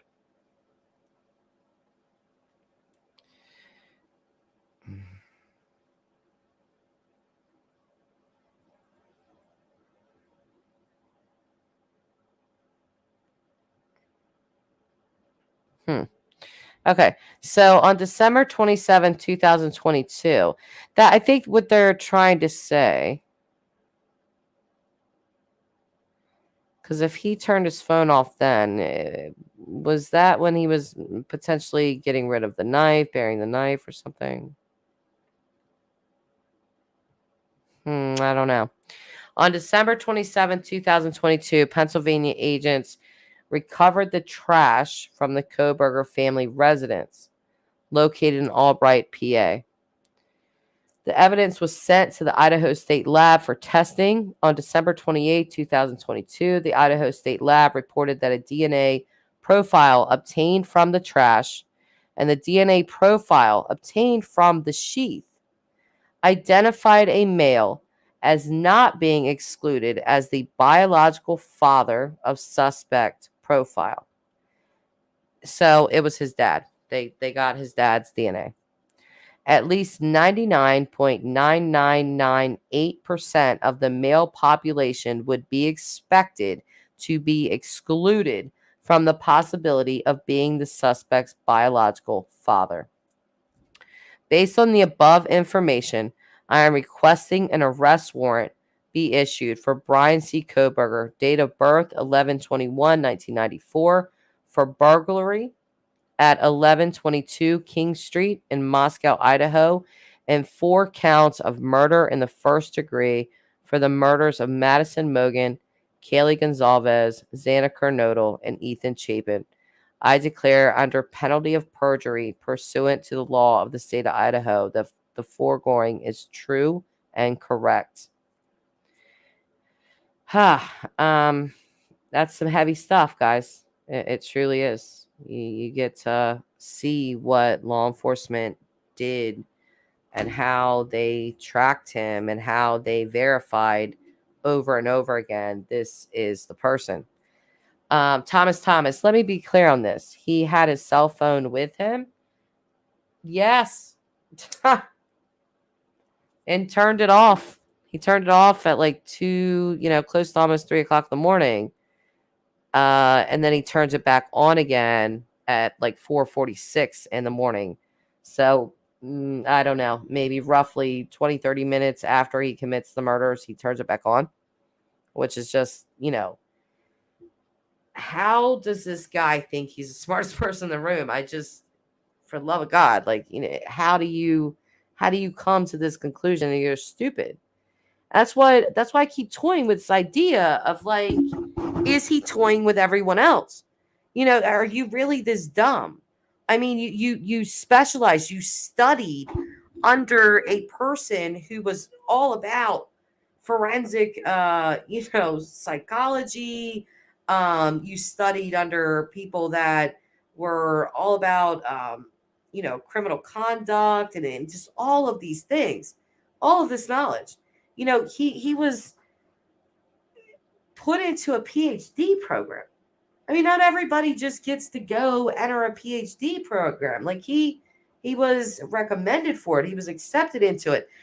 So how can you be this dumb? Or is this a game? Because I feel like it's a game, like a cat and mouse game. And it's like, yeah, I left all this evidence behind, but then I'm going to plan this perfect defense. And he's not. You are not getting out of this, dude. You're not. Any reasonable person is going to look at this and understand it. Even with all the legal jargon, it's not difficult to understand what was going on here. So Thomas, he might be smart, but he is dumb. Exactly. Billy Cole. I heard phone was in the car, but off. Turned it back on before he got back to Pullman. Yeah. Well, that's what the affidavit basically was saying. Phone was off for 2 hours during murders. Yeah, that's what the affidavit just said. I emailed you the link to CNN video of discussion about how he hid trash. Okay, I'll have to take a look. Thanks, Julie. Christy, book smart doesn't necessarily mean street smart. Yeah, exactly. And you know what? This fool, he literally conducted a survey. It's in the affidavit. For those people that were like doubting it, it's there. He did it. It was approved by the college. I mean, so he was just so trying to get all the information, all the schooling to just commit this perfect murder. Again, I'll go back to how long did this guy know that he had this deviant behavior, this dark passenger in Dexter terms, this dark side to him? How long? Because I feel like probably for quite a long while. I think this is nothing new for him. I think he had a lot of fantasies. I don't think that he just got like mad at Kaylee for rejecting him and just decided he was going to kill them.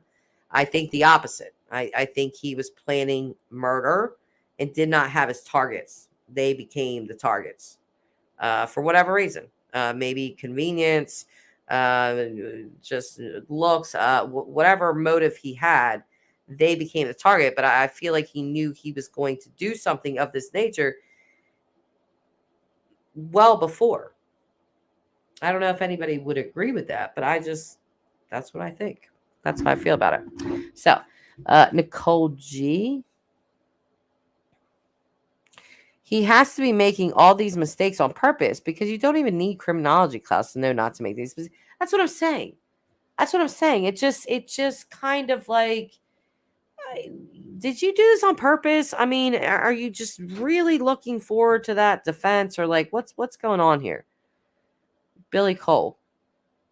Exactly. I keep saying he knows all this stuff. He can't be this stupid.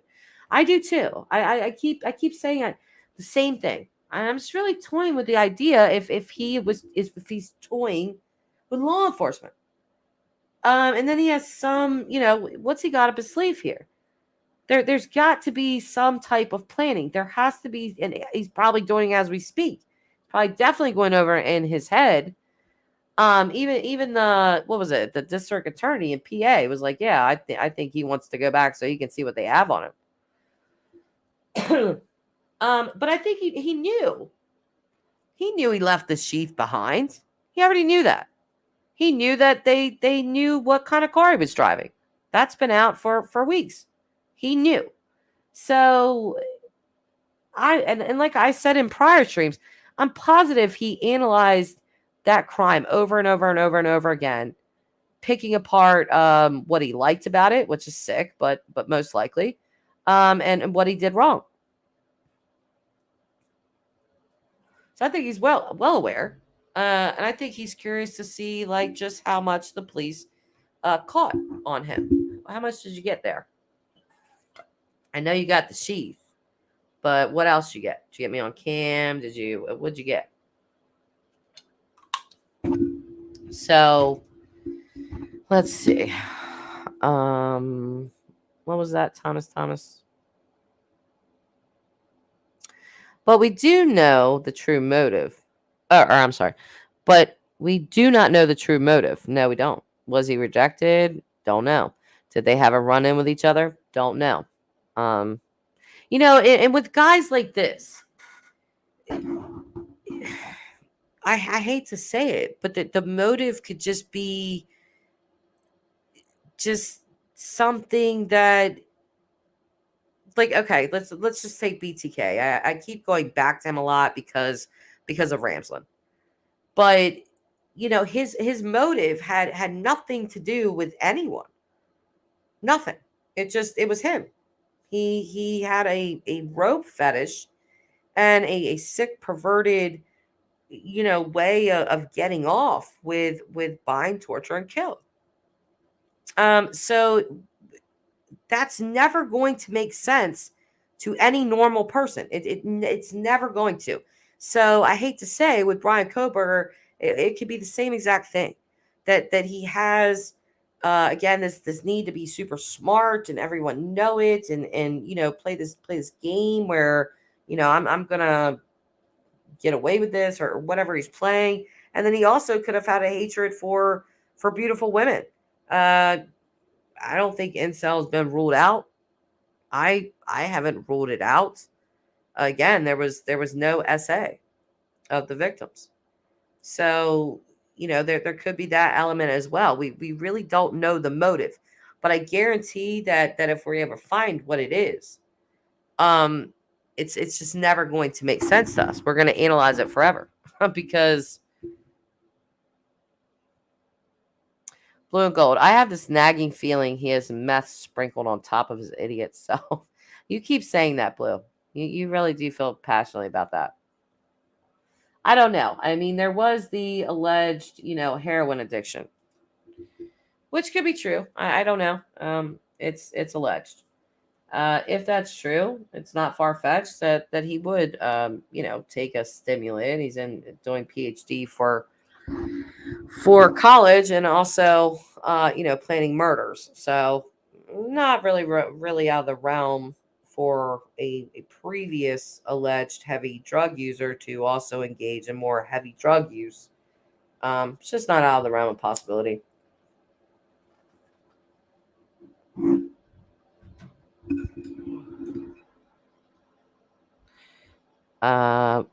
Julie, maybe he's obsessed with his professor and thinks now she will want to write a book about him. I've struggled with that idea. I've had this thought that, is Ramsland going to write anything about him? And I sincerely hope she does not. Um, I wouldn't care for that. I just think that, she's way too close to this case personally, and to uh profit off of it. I don't know. I think that would be very strange for her to do, and not a good thing for her to do. And I don't think it would be good to give him the notoriety or the attention that he very, very clearly seeks. If I had it my way, Bryan Kohberger would not go down in the books, and everyone would forget his name. But we know that that's not going to happen, because, and I don't. It's not because of him. It's the victims. It's the victims. You know.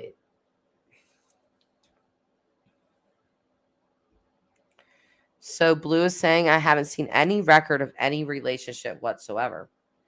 Yeah, I think one of his former high school friends said that he had dated a couple of girls back in high school. Like, he didn't really know them. I think it was after that the friendship ended that he had like heard that, he had dated a couple of women or something like that. But again, hearsay, not sure if it's true, but it was coming from an old high school friend that was no longer his friend.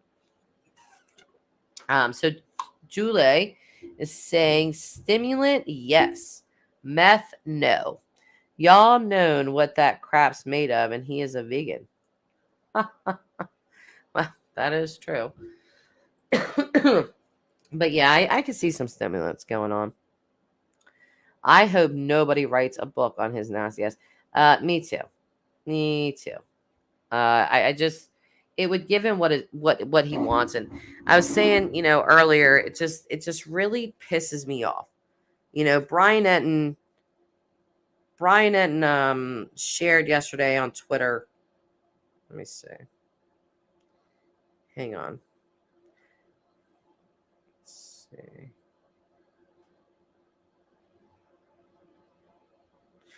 Yeah, he shared yesterday, no bail for Kohberger. His attorney asked, but judge denied.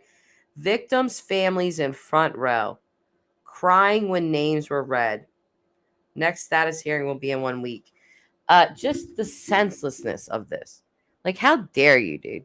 How dare you? Like, you altered people's lives, many people's lives, forever. And for what? For what?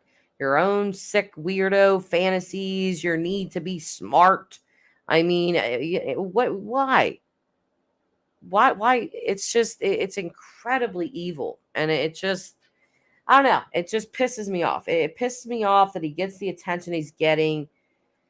It does, even though I'm doing this live stream about him. It just, I don't know. It just still pisses me off, because I know in some sick way, like, he enjoys it.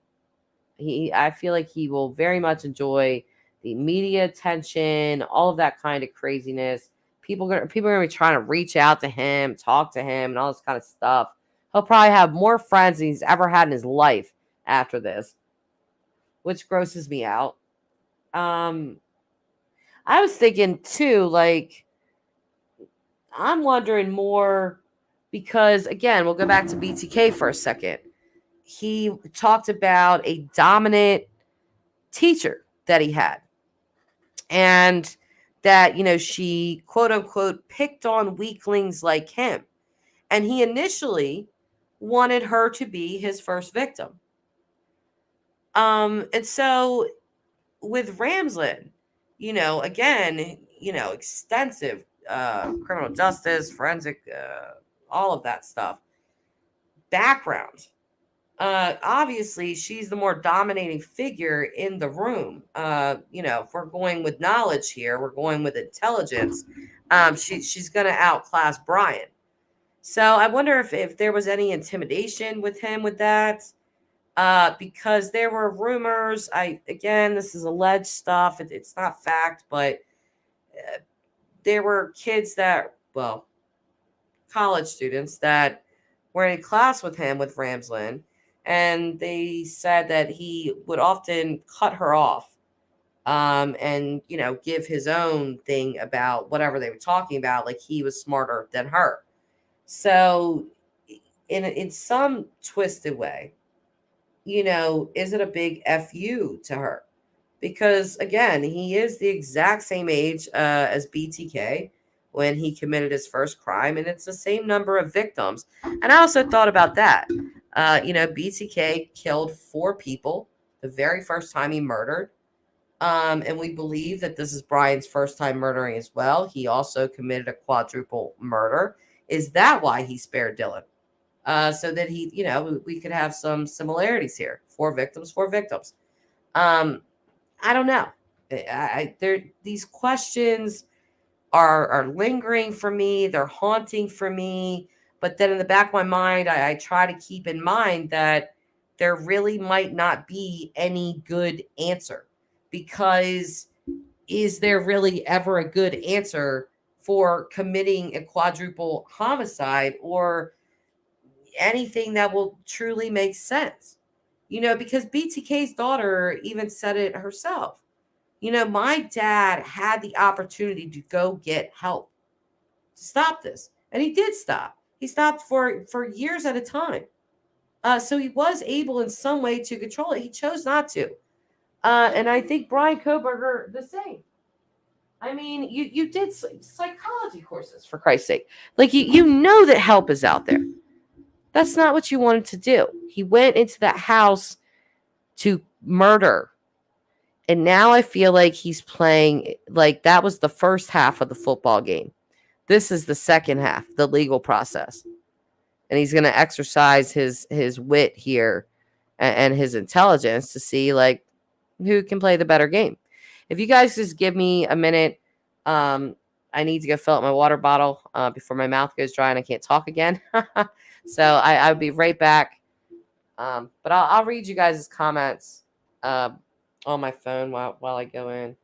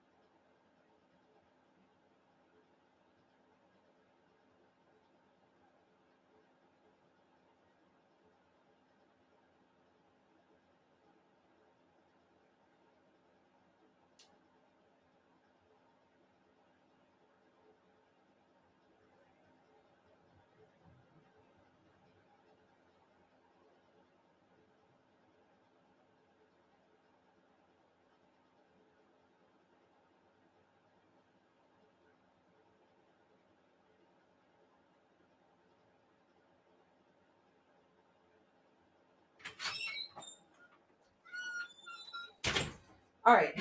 So I seen Julie's comment that said, let me see here. Where is it? My theory, he wanted to be caught kind of doesn't work with him wearing gloves and saving his trust up. Yeah, you know what? I don't think he necessarily wanted to be caught. I think he was probably hoping for a long career with this type of thing. But if he took psychology, he definitely took critical thinking classes. So you have to, he had to know there was a possibility of being caught, especially after they started releasing his car, and stuff like that. So I just feel like is it possible that he planned in some way of, if I get caught, okay, well, we're gonna go this direction. And then, honestly, after the murders, after he realized that, the sheath was there, and all that's the main thing. um he had to start planning for something, because, or the car, especially the car. I think the car more, because he didn't know. I don't think he knew the DNA was on the sheath. But the car, there just had to be some sort of planning. Like, I just can't see how he wouldn't entertain the idea of, okay, I could get caught, but if I did, what would I do? I don't know. It's just a thought. I could definitely be wrong. Yeah, that affidavit was damning. I agree. Easy now. He takes his phone on the multiple attempts when he was canvassing, yet somehow thought if he didn't take it on the night, it would be scot free. Yes, he like did the opposite of what he should have done. Honestly, you know what I mean? Like, that's not. I like how they have the whole map of where he went, showing him going right back. Where is that map?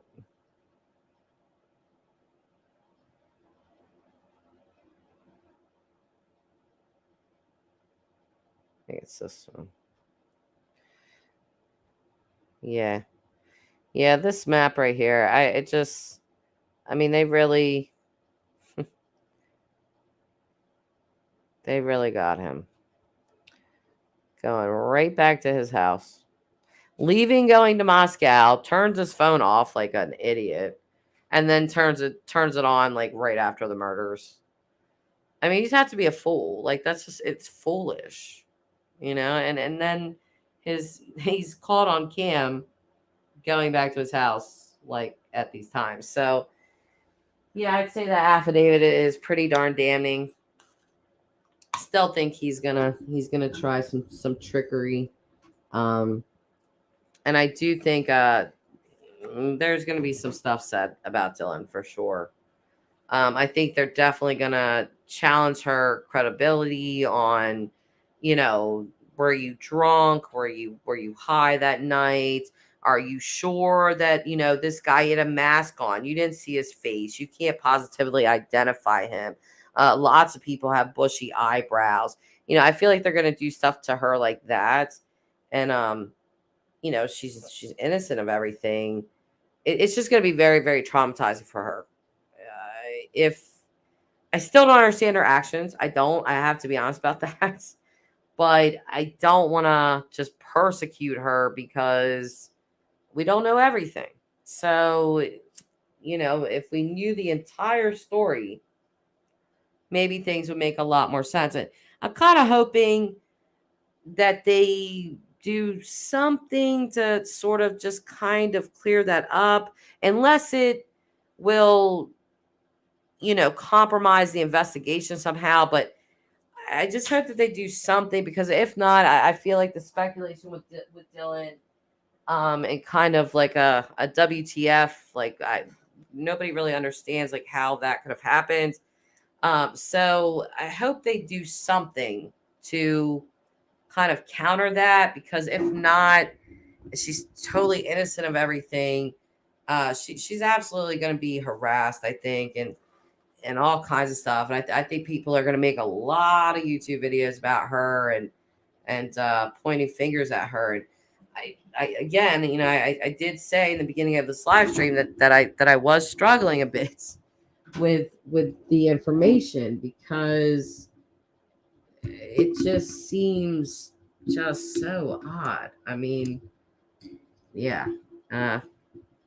But if they haven't found any connection between her and Kohberger, um, then I guess it is what it is. I mean, leaving her alive, seeing her killing everyone around her is crazy traumatic. I don't know. I just, the Dylan part really does perplex me. So I don't. What do you guys think? Like, I don't know what to think about it.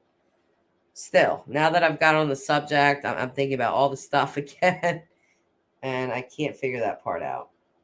I feel like Bryan is easier to figure out than Dylan's actions. Does that sound crazy? Like Bryan he's an idiot. Like he really is. He's a smart he's a person that has such a need to be seen as smart. I'm intelligent. I'm superior to you. I am smarter than you. Um and yet he's not. He's just not. I mean, serial killers, granted, they were, oops, I just knocked my heater over again. But granted, they were, a lot of them operated more in a time without cell phones and cameras everywhere. But even so, they went on for, decades and stuff. This guy lasted weeks. Like, so he had to know that, correct? I mean, he had to be aware of that these other serial killer guys, got away with stuff as long as they did because our DNA wasn't DNA wasn't even around for some of them. A lot of them actually. I don't know. He's such a strange guy. I still think he's stupid though. Because I don't think he's going to get away with this. I really don't. All right, let me read you guys' comments. Liz, I still say it's scary. These people are among us. Absolutely. Easy now. Plus, they linked his multiple trips with cell tower pings he has done. Yeah, I mean that evidence there is so, they tracked him all over the place.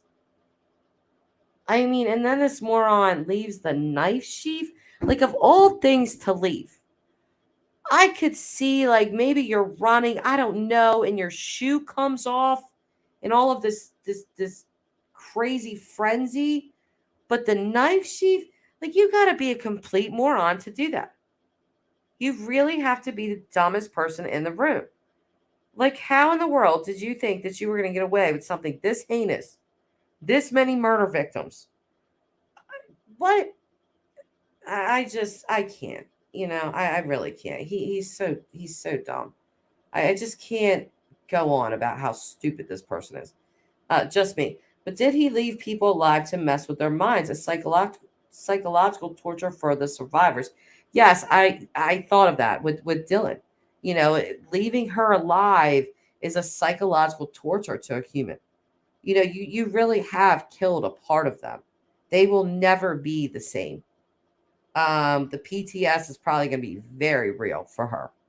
And I can tell you, again, as a person that has PTSD, would not wish it on my worst enemy. It is nothing to play with. One of Bundy's, when he went in and killed a bunch of women, one of them, her door was locked and he didn't kill her. So she woke up to all of her doormates slaughtered, dead. And she killed herself a year later. So, with Dylan, again, I really don't understand the movements. I really would like to know more, honestly, before I just go completely in and say, oh my God, there's something so wrong here. It does feel like something is wrong. I'm not going to lie.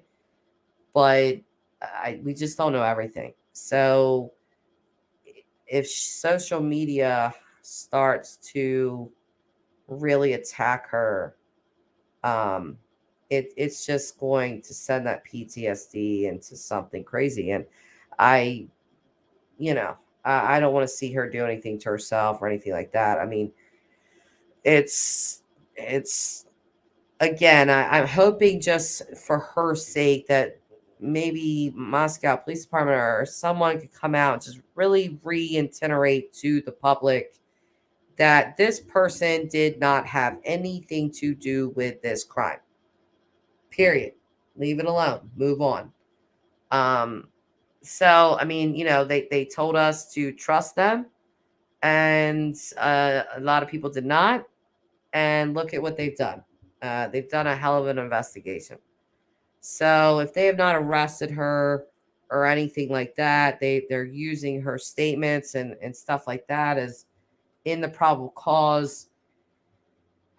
We have to assume, obviously, that she's innocent, that she's an innocent person, and attempt in some way, I guess, to understand more or just wait for more evidence.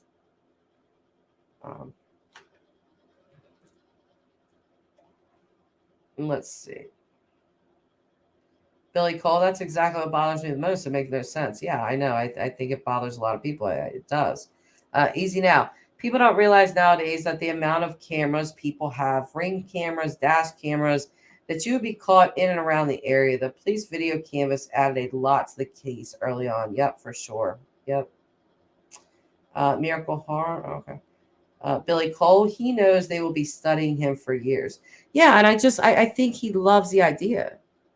I just truly believe he will revel in that. Billy Cole, she probably feels like she should have saw something. This is what she does.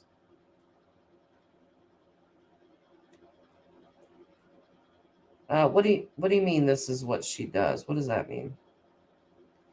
Just me. In a way, I hope she changes her name, gets counseling, and can heal and move on. Yeah, easy now. Yeah, there's no going places now. The low chance of being caught on camera somewhere. Spencer B. In my opinion, I believe they have him. This is a prime example of book smarts versus common sense. Was Dylan in a sorority? I've been looking and I can't really connect her to one. Yes, I believe so.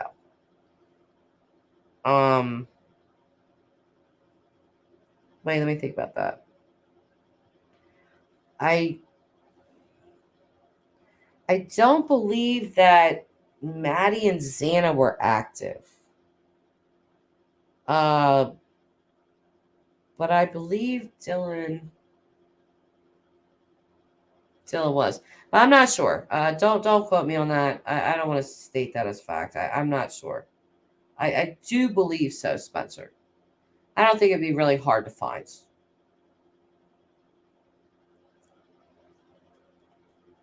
Exactly for what?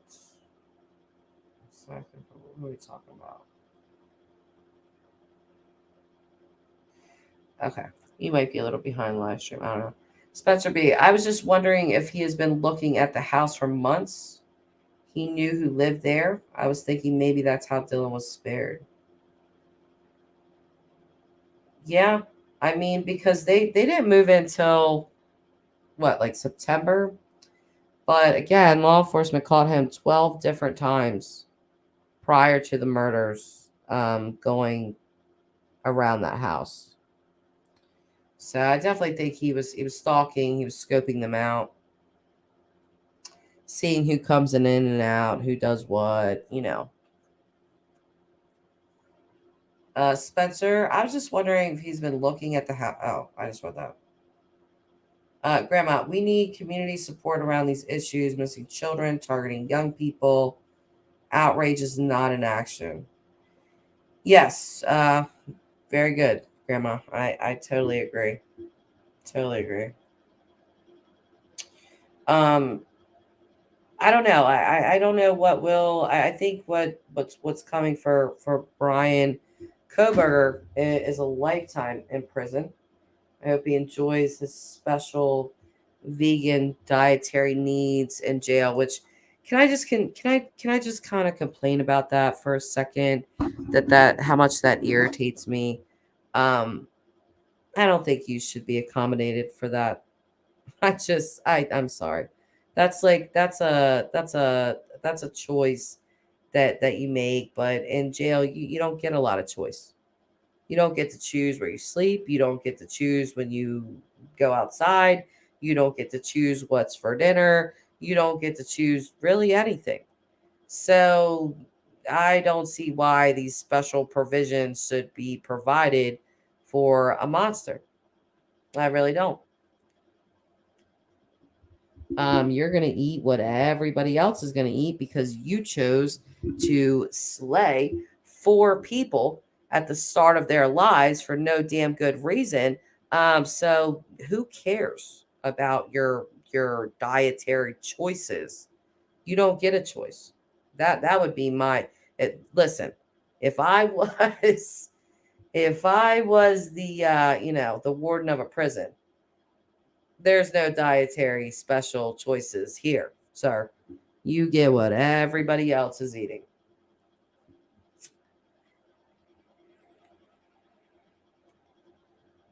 Easy now. I agree, Jess. You get what you are given or you starve. Yep.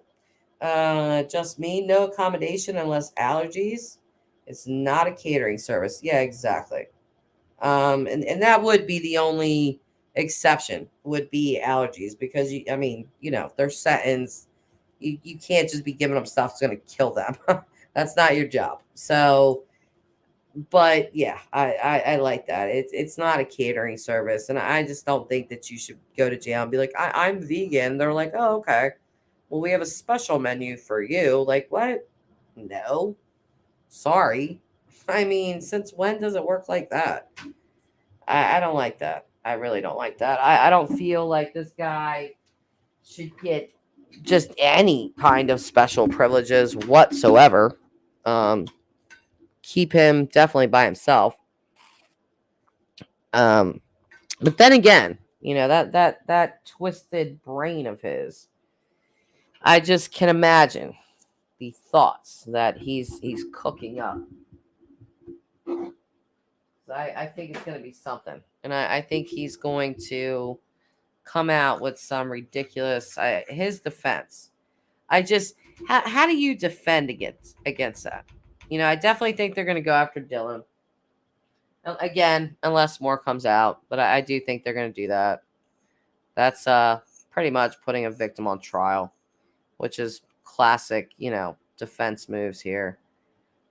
But I do hope that he is provided an adequate defense. You need that to ensure that nothing is overturned or anything like that. It is our justice system. And, so the wrong person is not convicted. I think the police did a heck of a job of, gathering all of this evidence and getting this guy off the streets before, he got his bloodlust again to go after other people. And, if he had started even committing crimes in Pennsylvania, I would kind of assume that they wouldn't exactly put those together. Not right away, anyway. Or if he started targeting prostitutes, things like that, people that people don't sadly, look for as much as they would notice that, for college co-eds. But I think every killer like of this ilk has preferences. And I don't think Bryan is any exception. And still, the incel thing, in my opinion, has not been ruled out.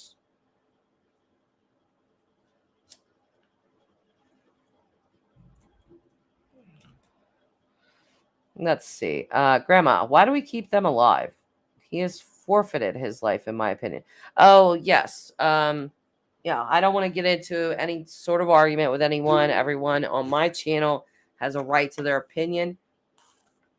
I used to say this all the time, but if I can have my opinion, you definitely can have yours. I am pro death penalty.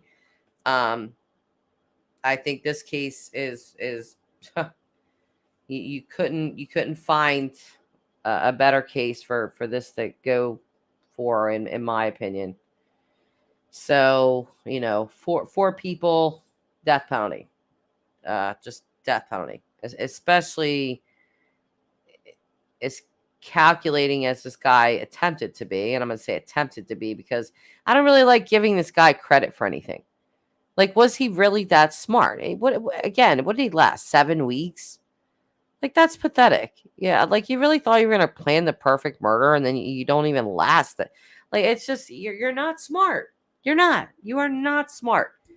The only thing, this does scare me a little bit, the only thing that would set him apart is if he was actually found not guilty, which with just the evidence that we're seeing here, which again is a lot, this probable cause affidavit, with just this evidence, I mean, that defense is gonna have to pull a lot of stuff out of the hat, a lot of things out, and there are things I can see that they are probably going to go after and do. But again, you're gonna have to explain away this DNA on the knife sheath. You are, and if they could actually find the knife, that would be really golden. But I still think they have enough. I really do. All of that camera surveillance, like, good Lord. I mean, why didn't you just draw a map for them of the route you were going to take and where you were going to go and exactly what you were going to do and just give it to them? Because, I mean, that's how stupid this guy was.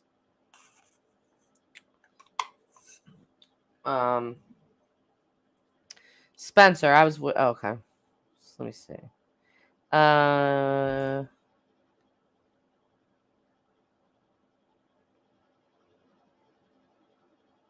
So Thomas, have we heard if any top lawyer has come forward to represent him? Not that I'm aware of.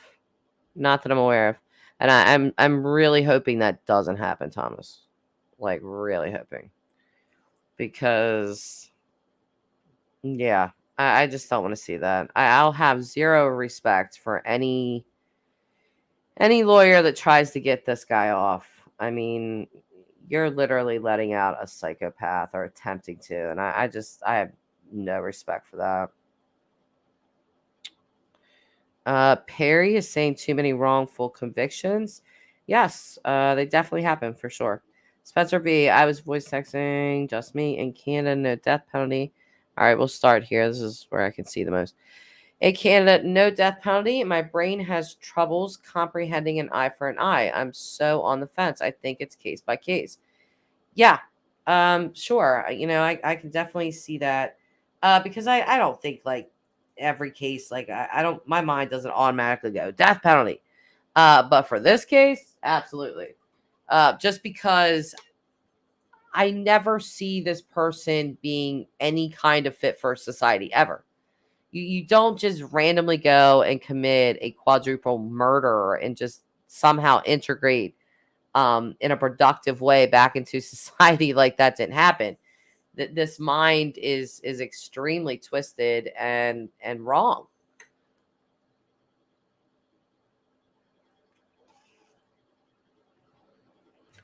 So let's see. More comments here. Perry, UK True Crime. It's weird that he appears to have spent so much time pre-planning and stalking them, but the crime itself seemed almost impulsive. Yeah, it's kind of. I'll go back to BTK again. But he said that, like a lot of his crimes, almost something always went wrong. But then he had one crime where everything went to plan, and it was like his favorite one. So, you could do all the planning in the world, but the adrenaline rush alone from something this enormous is going to have you doing things that leaving the nice sheath behind, for instance, that sort of thing. So Spencer B. Oh, sorry. We don't know the details of his actions yet. Been following from day one. I believe the autopsies will show just how mentally ill he is. I do too. And I feel like that's why they were retracted. There was some potential leaked info. I remember with them saying that there was like markings on one of the victims' bodies that were unusual. or strange, something of that nature. So we'll have to wait and see what if that materializes. But I do think the wounds are probably going to be really bad, and it will be interesting to see if there is something strange there with any markings. So easy now. There still will be all the information to come out on his computers and other devices, what he searched, planned, ordered to commit the crime. Yep. Yep. Thank you. We have not seen any of that. And that's going to be very telling too, because again, this guy was stupid enough to keep the car. Kept the car. I mean, good grief. So he keeps the car, and then he, leaves the knife sheath, comes face to face with one of the surviving roommates. It's just kind of, I can only imagine. I've said for several live streams now that just with because of his education, like the psychology and criminal justice, it entails a lot of writing. You're doing a lot of writing, you're doing a lot of papers, you're doing a lot of stuff. And people that take those courses generally do kind of like to write. They're attracted to words in some sort of way. I don't know how to explain that other than that way, but I definitely think that he had some sort of journals, and I've said this before, but yes, I think he journaled or had notes or some sort of plan. I think they're going to find some writings from him. I kind of would be surprised if they didn't. They could be on his laptop, I guess, but I'm really wondering if he would do it by hands. I feel like he would do it by hands, but I don't know. We'll have to wait and see. Grandma, what would bother me is if his parents put up their house as collateral. Oh, God, I know. I know. But again, we must remember that it's imperative that, especially, well, with any case, but this is a huge one. This guy is a very dangerous person, and if he does not have a good, adequate defense, um, there's potential for overturning, and we do not want that. So his defense needs to be competent. They need to be good at what they do. But ultimately, I feel the truth will prevail, and I feel like the police have done a great job. So.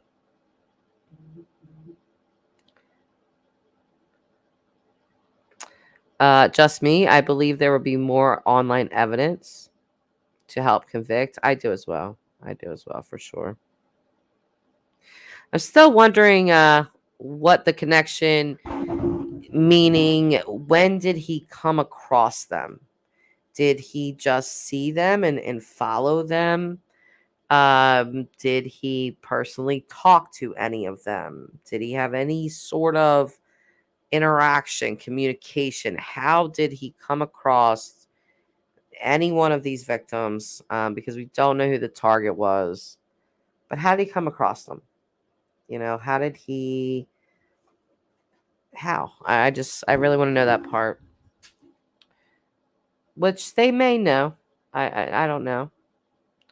Kaylee's family has said that they see the connections, which they didn't obviously elaborate on what those connections were, but that they were seeing connections between her and him.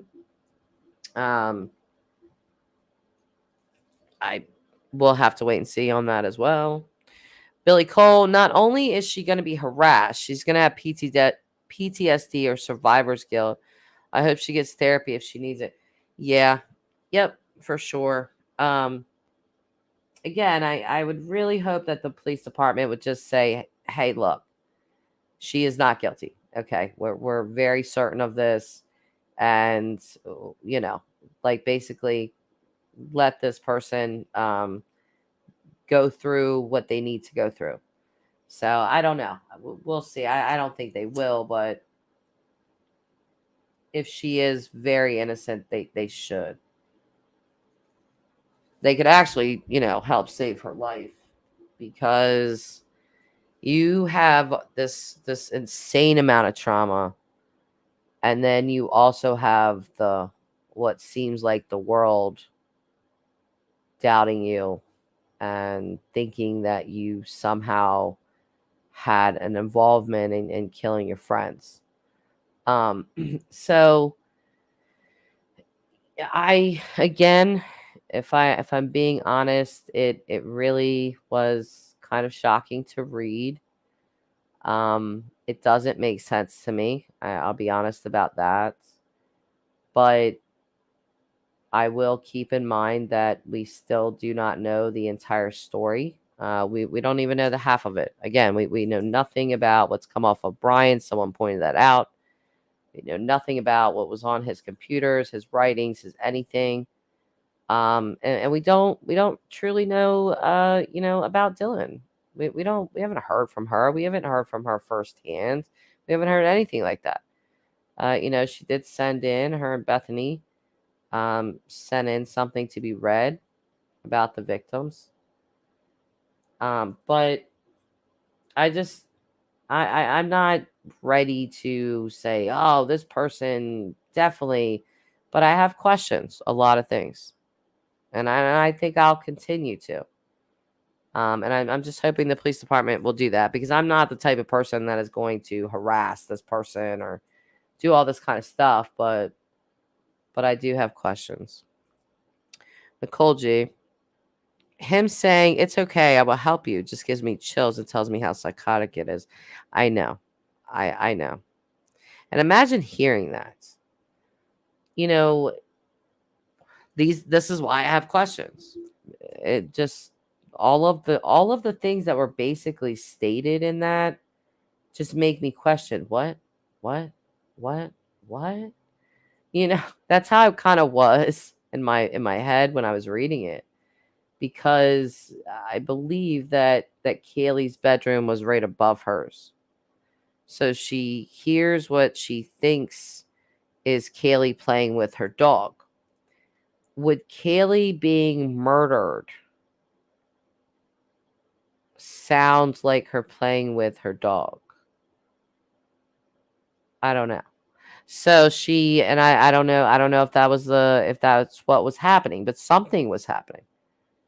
There was movement. There was movement enough that she opened her bedroom door to look out. And then here's what she thinks is, there's someone here. Okay, so you know, you open your door again because you think that you hear Xana crying. You don't ever go like check or text and be like, "Hey, are you okay? Hey, what's going?" Nothing. And we don't know that. She may have. She may have texted them and said something. I don't know. But it just seems strange. And then the third time, face to face with this guy. He's right there. Walks past you. He's walking towards her because she opened the door. He's coming. I think he was coming down the stairs, walking towards her. And then he goes out the back door. And then she locks the door. And so then, the glaring question again that we all keep mulling over is why the 911 time gap? What was the shock that something bad probably happened and you just saw the person that did it and you go into a petrified state? Did her mind flood with paranoia? I don't know. I keep trying to think of ways to exonerate her because, well, that's what you should do. And if you can't, and I'm not a cop, so it doesn't really matter my opinion anyway, honestly. But if you can't, then it's just something to look more into. But again, the police know more than we do. More than I do, more than any of us about this case. So if they are confident enough that there was no type of, colluding of Dylan and Bryan Kohberger, and she's a witness for them, then who am I really to say different? It's just what I read didn't sit right with me. So Perry, UK True Crime. I am so intrigued by Dylan's inaction. I would love to understand the psychology. Me too. Me too. I did say I wanted to look into like the shock. Like what exactly, how long could a person go into shock? And also a big question for me that I think I've asked like, I don't know, like 100 times at this point. But if you do not know for sure that anything has happened to your roommates, you think you hear this, you think you hear that, you don't really know. But then this masked dude walks right towards you, right by you, and goes out the back door. Is that enough to put you into a shock for 8 hours? It's just, I don't know. I don't know the answer to that.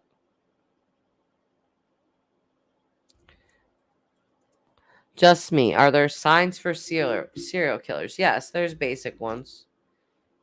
Torture of animals as a child. It's probably a big one. But yeah, there are signs. She's going to have both, and we don't know that she didn't have mental problems already. Yeah.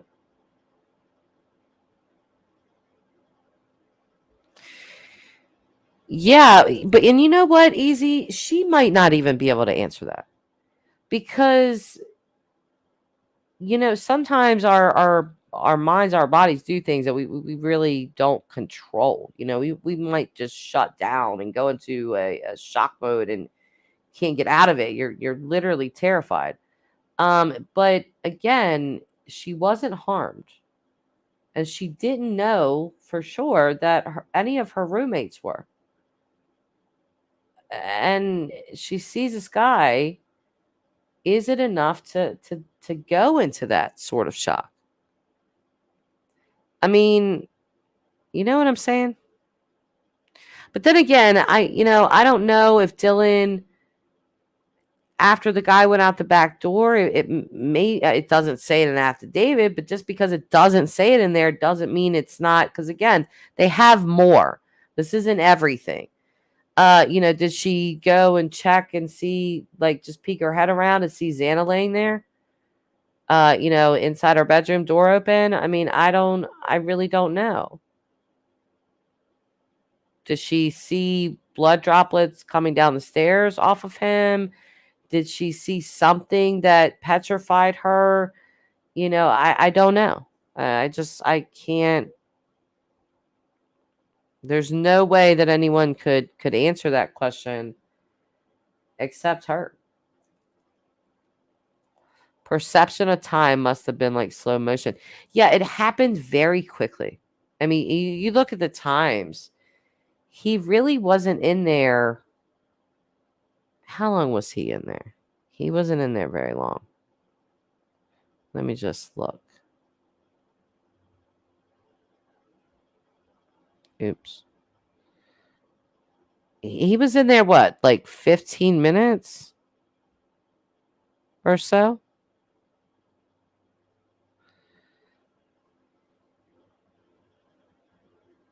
I don't know. Let me see. Trying to find the one where it does like give the times of what they said. And I'm not having a lot of luck. So, now it's going to be one of these earlier ones. Yeah, so it says suspect's vehicle 1 is seen departing the area of the King Road residence at approximately 4:20 a.m. So, the murders had to be over by 4:20. And then the crazy part. What if this is like an indication that Kaylee and Maddie were killed second? because at approximately 4:17 a.m., a security camera located at 1112 King Road, a resident immediately to the northwest of 1122 King Road, picked up distorted sounds of what sounded like voices or a whimper followed by a loud thud. A dog can also be heard barking numerous times starting at 4:17 a.m. So I would think that with that time frame of the Elantra speeding away at 4:20, Murphy barking on the camera and the bark starting at 4:17, did it take him less than 3 minutes to kill Maddie and Kaylee? Or was he in the midst of that at that time, I guess? It really, and then he within 3 minutes he's in his car and off. That is such a tight time frame. And then in the midst of that, he comes face to face contact with Dylan. So I don't know. Would that potentially point to Kaylee and Maddie again being the targets? Just I don't know. I think that's a question people always have. It's a question I always have. Yay, Jess. I'm glad you're back. But yeah, let's see.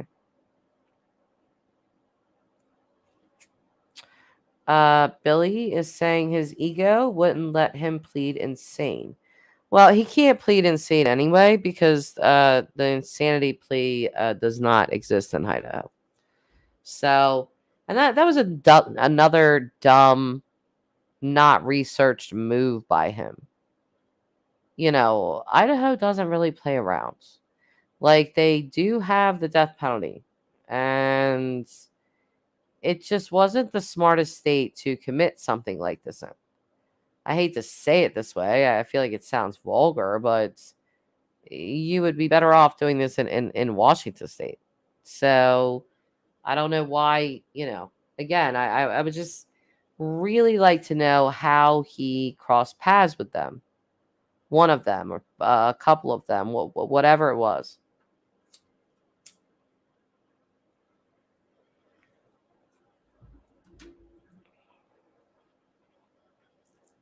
Let me see. I thought I had this pulled up.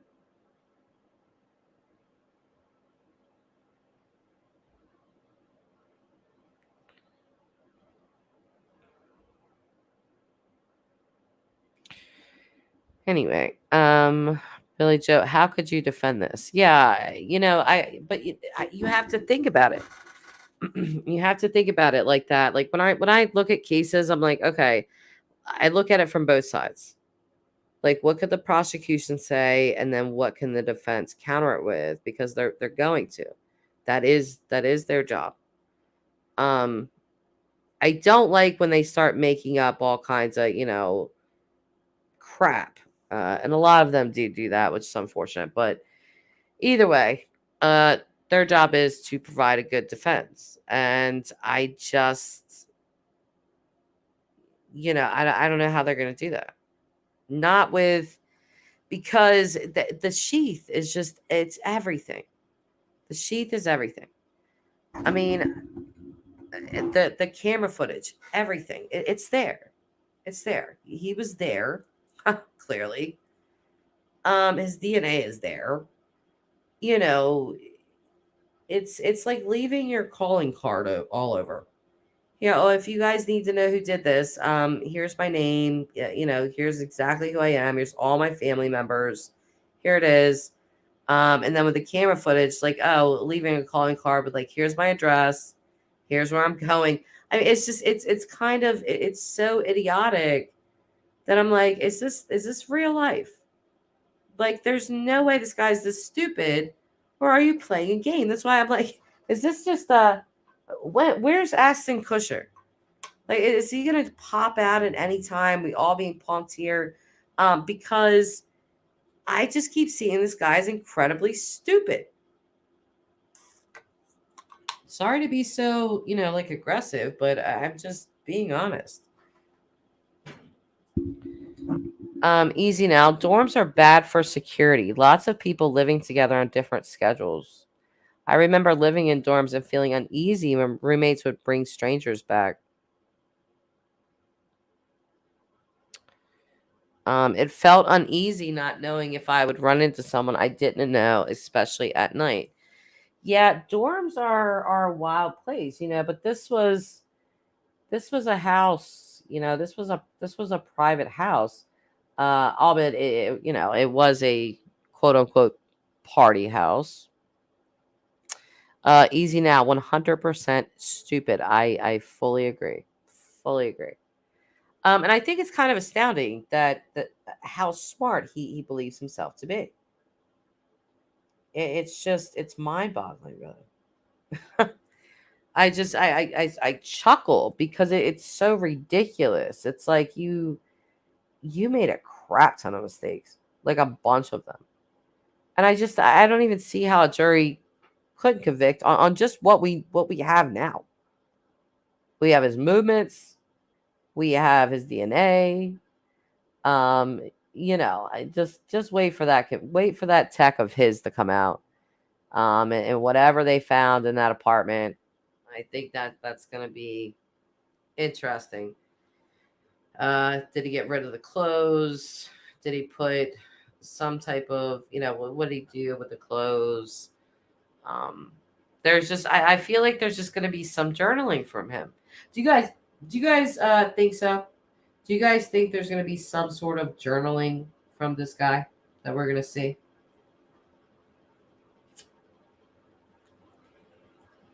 Easy now. Yeah, but still similar to dorms, not as secured as it should be. 4 people lost.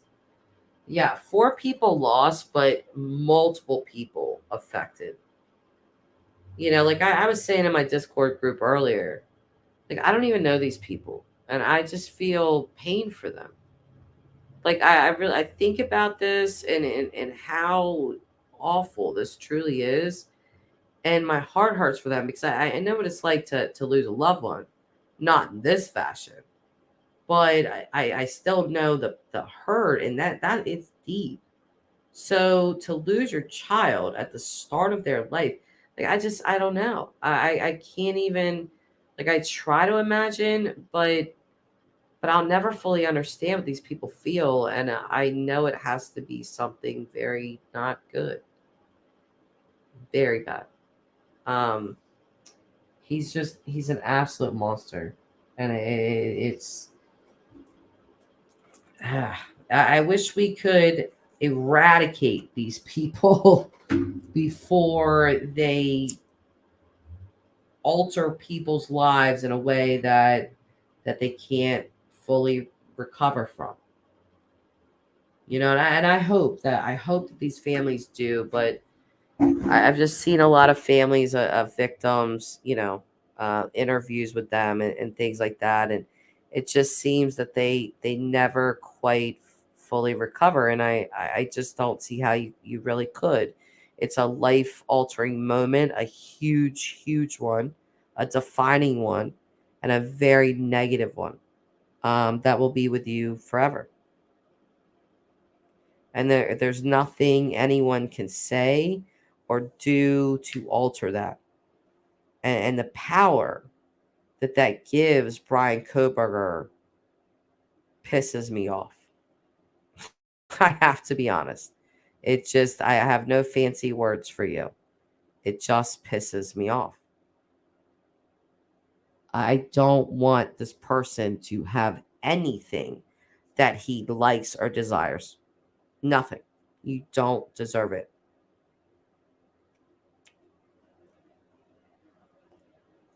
If you would like to act like an animal, I think you should be treated like one. And this guy is an animal. He is a monster. He's stalking literal prey for his own gratification, whatever that is.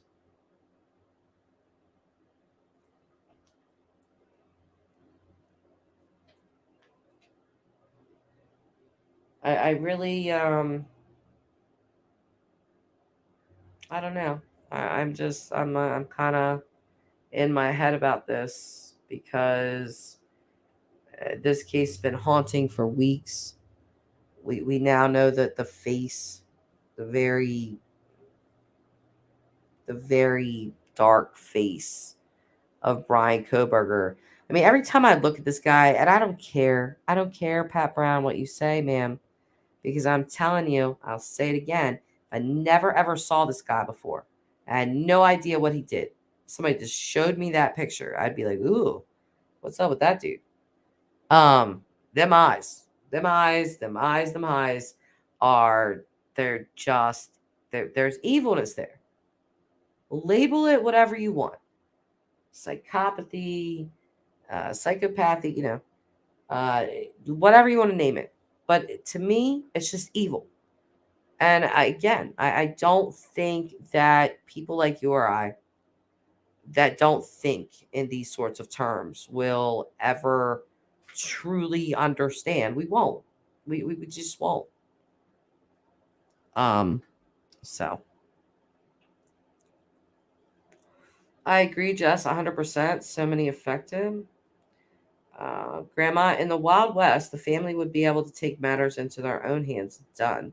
Just me, the eyes are the window. They certainly are. His eyes are extremely intense to me. I just find them really intense. He seems like really focused and intense. I feel like that's the kind of person. Like he doesn't look to have much of a sense of humor. Maybe he mimics people. I would assume he does. I don't know why. Just that's not really good analysis, just judging by a picture. But it's just my thoughts. I'm just giving my thoughts on it. Um, yeah, he just those eyes. I mean, I know I've seen people out in public that have just legitimately creeped me out. They had those kinds of eyes that you could just look at and it gave you a feeling of something's wrong there. Their eyes look wild, or like there's something going on behind those eyes in that brain that's just not quite right, you know? So Easy Now says, I think the same. I'm pissed off and I'm some random. I can't imagine how the people directly affected feel. It's beyond comprehension. It really is beyond comprehension. Truly. Love is key. Hi, how are you? He was taking different aspects from each other's serial killer's playbook. Thank God he was caught. He really was. He really was in certain ways. And I think he was setting himself up. I mean, for him to roll up in Washington, in Pullman, and just immediately, submit an essay for the police department to become an intern. What does this tell you? This person had aspirations that went beyond mass murder. I fully disagree with a profiler that said that this was his intention. Have his day in the sun. No, I don't think so. This guy was planning long term. Position of power. An intern with the police department. It's a position of power. Teaching assistant, position of power. Stuff like that. So he was placing himself in areas like that, and it's just not uncommon to see with other serial killers. They've done the same. Golden State Killer was a cop. Um, Dennis Radar tried to become a cop. Luckily, they turned him down 3 times. Still became a compliance officer. Positions of power are good to have, especially you're committing crimes like this. So, yeah, I think he was planning, but I simultaneously think that he definitely took critical thinking classes. Zero doubt about that. It's a psychology degree. No way around taking critical thinking classes. So he had to understand on some level probability of getting caught. I think he royally screwed up the crime. Whatever he had planned did not come to fruition. Or again, he's just playing a crazy psychological diabolical game, purposely leaving the sheath thinking, oh, this sheath is clear of my DNA. I've made sure of it. I am an expert. No, you're not. Because they found a single strand, you dumbass. Anyway, sorry. I get a little much. What is this? Grandma? A little bit wider than normal, taking in a picture, larger picture. Okay, I don't know what you guys are talking about. Easy now. In his original mugshot, he looks kind of arrogant. In the one after he was extradited, he looked terrified. He knows the game is up. You know what? Everybody sees something different when they look at that picture. Of when he landed in Idaho, I saw focus. I saw a person that was sitting there taking a picture, but his mind was elsewhere. That's what I saw. And then somebody else in Discord, people just saw different things in him. So it's weird how we all pick up on different things or see different things or see things a different way. Just me. I really think he was going to taunt police if not caught. Oh, for sure. He's definitely a type, I think. Just to kind of, the cat and mouse game, I think would very much appeal to a killer, alleged killer like Bryan Kohberger, because it's a psychological game. It's fun. Grandma Jess, yes, I agree. He was creating himself at the time. Yep. Easy now. Is Sam, maybe because he was rejected, he thought he could show the police what they were missing out on. Oh, that's an interesting thought. Charlotte Donnell, I think his MO was closest to the Gainesville Ripper, Danny Rollins, in my opinion. Yeah, Danny Rollins is a good one to point to with him. But I want to know, what exactly was there any sexual gratification with Bryan, allegedly with these murders? Because again, there's no SA.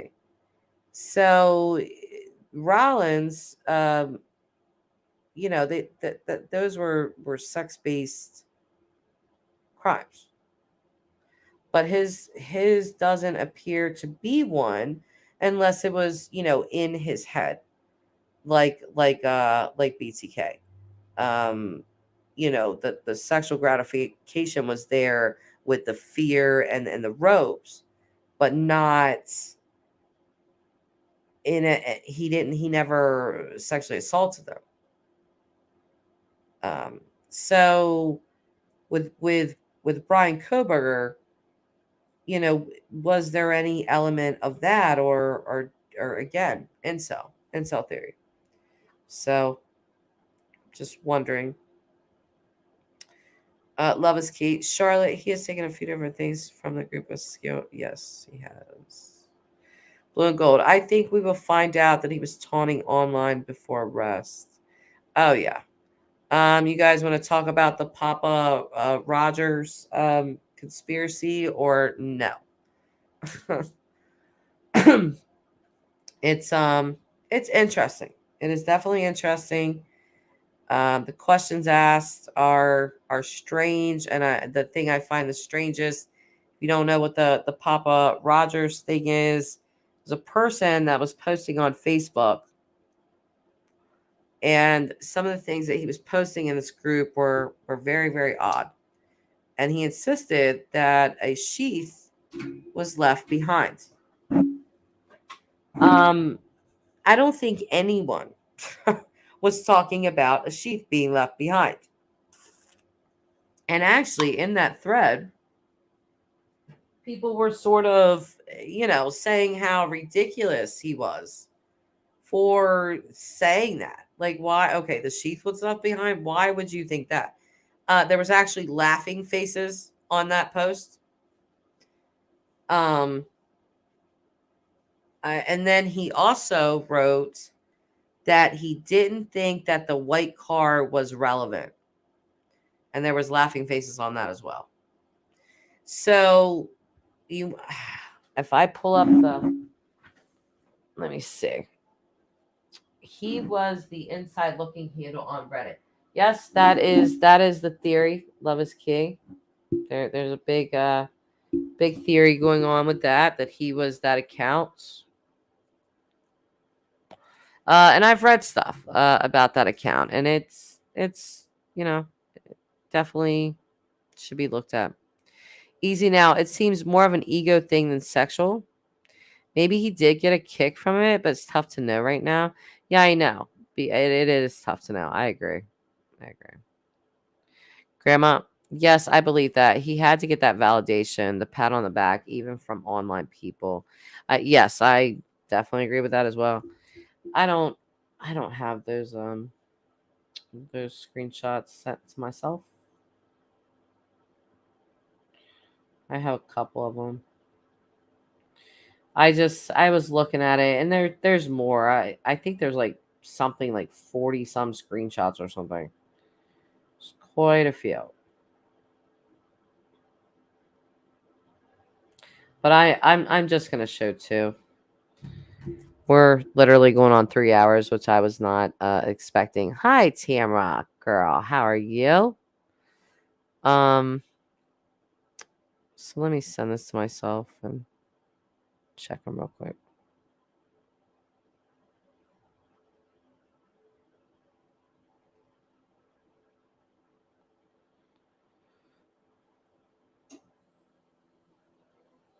All right, there's one. Here's the next one.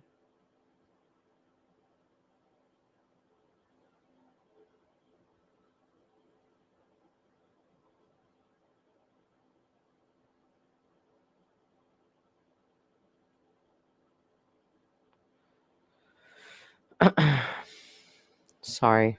Sometimes I feel like stuff takes forever. Oh.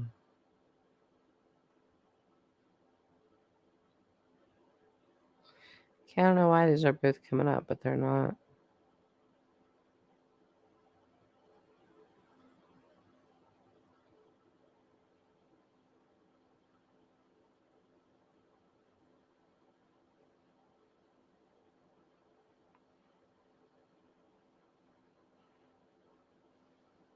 All right.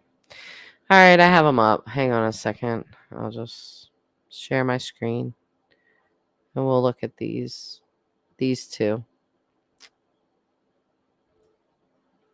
Let me hide your comment, Grandma. Well, we're about to tell you, Robbie. So this person called themselves Papa Roger. Papa Roger was posting this person right here. I don't know. Let's try to zoom in on that. This was the profile picture he picked for himself. There's an incel that's really popular in the incel world. Imagine that. Imagine if that was your claim to fame. So you were popular as an incel. Um, but there's a popular incel called Elliot Rogers. I'll just let that sink in with the name. But he was commenting in a University of Idaho murder discussion page. And here are some of his questions. How long do we? This is December 11th.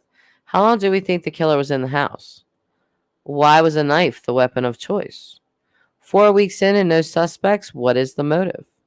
And then here he is with the I feel like the white car isn't relevant. Okay. So that is what it is. But then we'll go to this one. I think this one is a little bit more telling.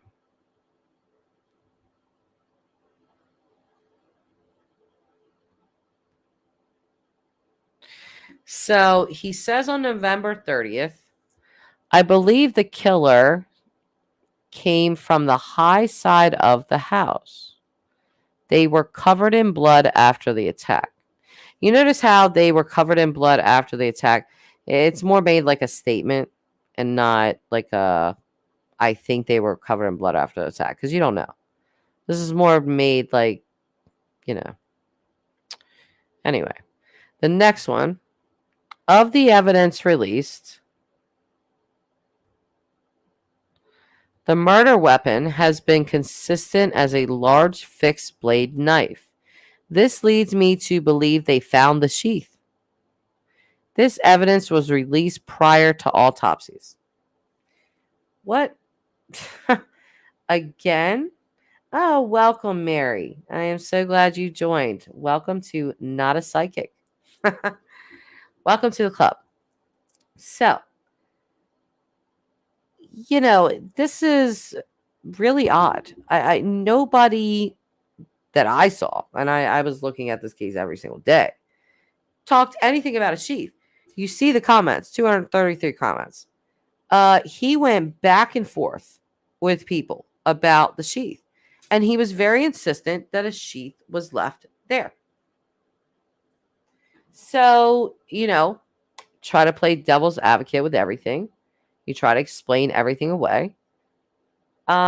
Is this person just, he thinks outside of the box to the point of, okay, well, they know the murder weapon really well. How would they know that? I think most people would say, well, because of the wounds.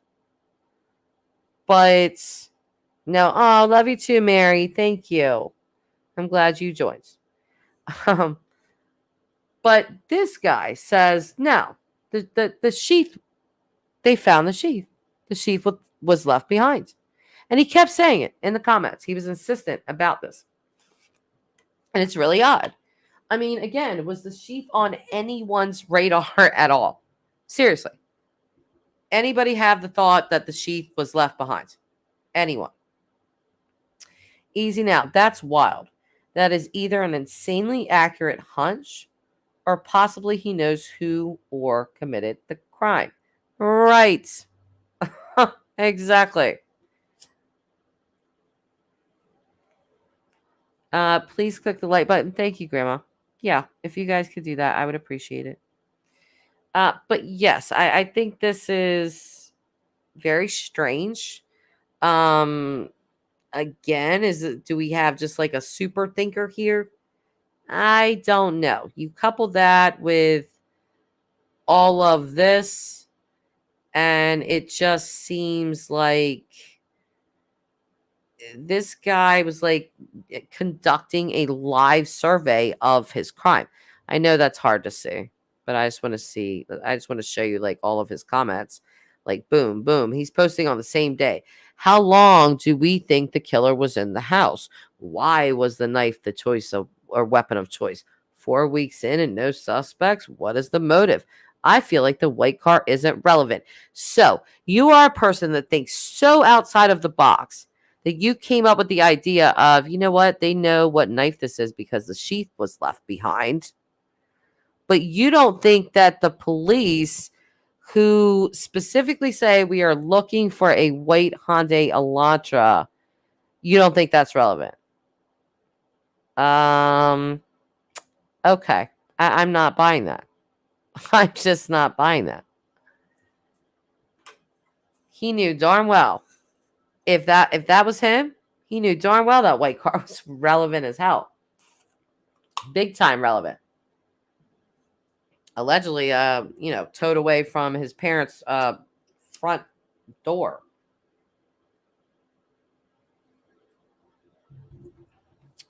Just me. I've heard nothing from that account since the arrest. Yes, there hasn't been anything.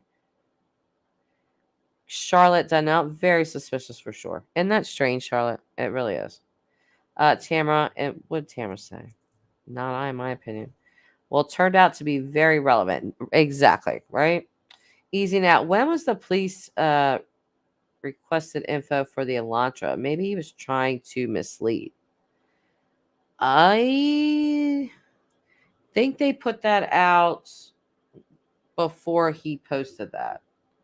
Because why would he post that if they hadn't been asking for it? Do you know what I mean? Like they obviously were asking then for it, and he's like, hey, I don't think that white car's relevant, guys. I'm just saying I really don't think it's relevant. He's not, nobody's just gonna say that. They obviously, released that already. So, and just remember that they were tracking that car. They had seen that car on multiple cameras, more than 5. I mean, it's pretty ridiculous. He really, why would you stalk like in your own car? Or if you, well, I don't want to give anybody any crazy ideas, but if you're gonna do something like that, like why wouldn't you? Well, no, that's not a good idea either. I was gonna say like be like a Uber Eats person or something like that, but not a good idea because you're clocked too. So, but there's no such thing as a perfect crime. There's not. There's a such thing as luck. I believe in that. I believe some people just get lucky. Or law enforcement doesn't exactly care a lot about the victim. And sadly, I have definitely seen that happen. Where the victims just they're not high profile and not a lot of effort is put into them. And it's sad. It is sad. Easy now. It's incredible that it was an accurate hunch or not. Isn't it? Oh my God, the DoorDash chick is stalking me. Well, I'm just saying. Like, it's just incredibly idiotic to go and stalk this house, knowing that people have ring cams and all of that kind of stuff, to go and stalk this place at least 12 times before the murders.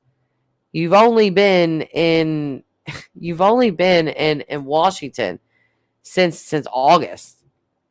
I mean, and then what? 3 months later, you're committing a quadruple homicide. You're just a fool. You're just really a fool. I mean, his car was identifiable, for reasons, but one of them that they pointed out was that his Pennsylvania car, in Pennsylvania, you're not required to have a front tag. And I'm Delaware we're very close to Pennsylvania. I can be in Philly in 2 hours. So I know that Pennsylvania cars don't have front tags either. So they knew that as well. But in Washington, yes, you need a front and back tag. So when they notice his car, it all links back to one person. And for them to get his dad's DNA out of the trash, match it with that single strand of DNA on the button of that sheath, great police work. Literally, I'm for once, I'm happy to see some resolution to something really terrible that's happened, because there's so many cases that we do not see this in, and it goes on and on and on, and people, there's like no closure for anyone. But this case, closure for the public and closure for the family are going to be two very different things. We're going to move on. We're always going to remember this case, but when it all is said and done, and their families attempt to go on with their real lives, it's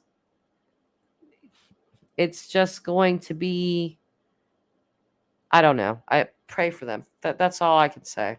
That's all I can say. So, just me. His mistake was studying old cases. Times have changed. Cameras, DNA. Yes, but you know what? Just me. Like his schooling would have him familiar with this stuff.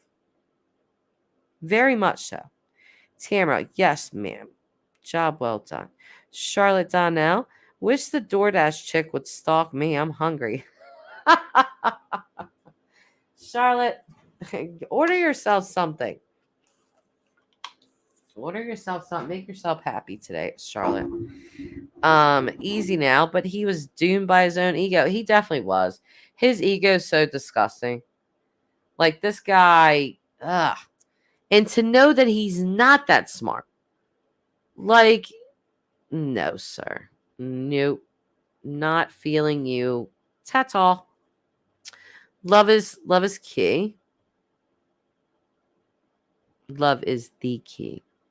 He thought he was so smart.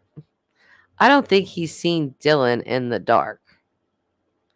I heard an FBI agent on TV say that they can get tunnel vision.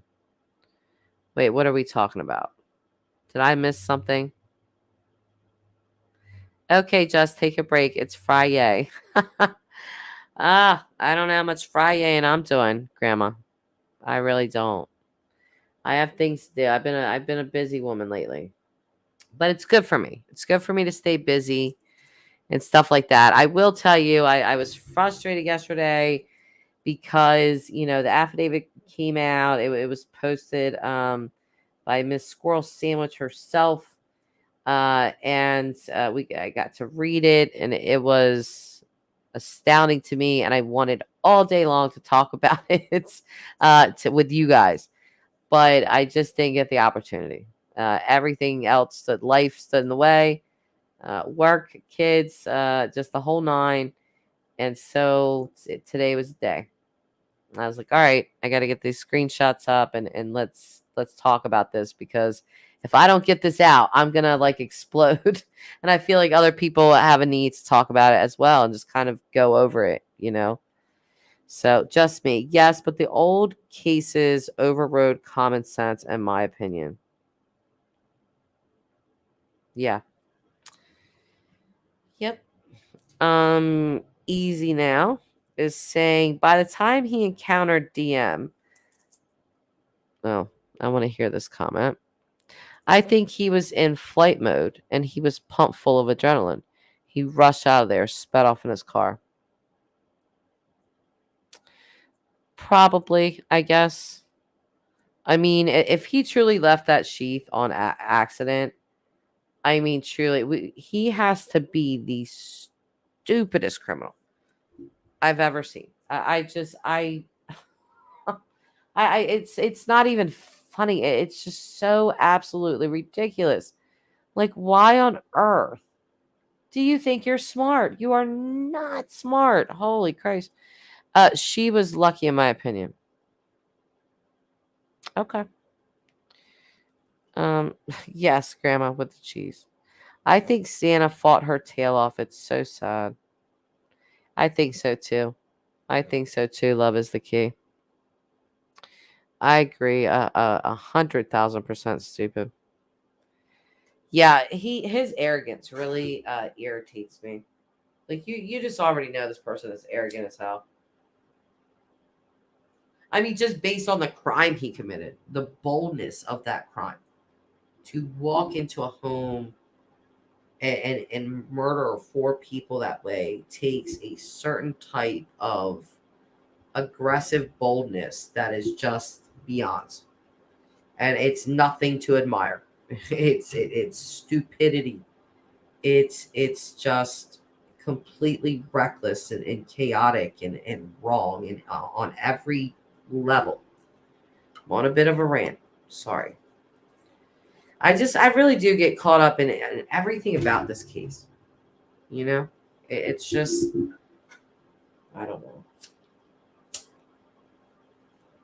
So many thoughts. So many thoughts. Easy Now. I think if he comes down the stairs calm and collected, he kills DM too. Almost 100% certain. Well, she said that he was walking straight towards her. Walking straight towards her. I believe that's what was said. Or what was said? Now let's be fair and make sure that what is being said is accurate. Hang on.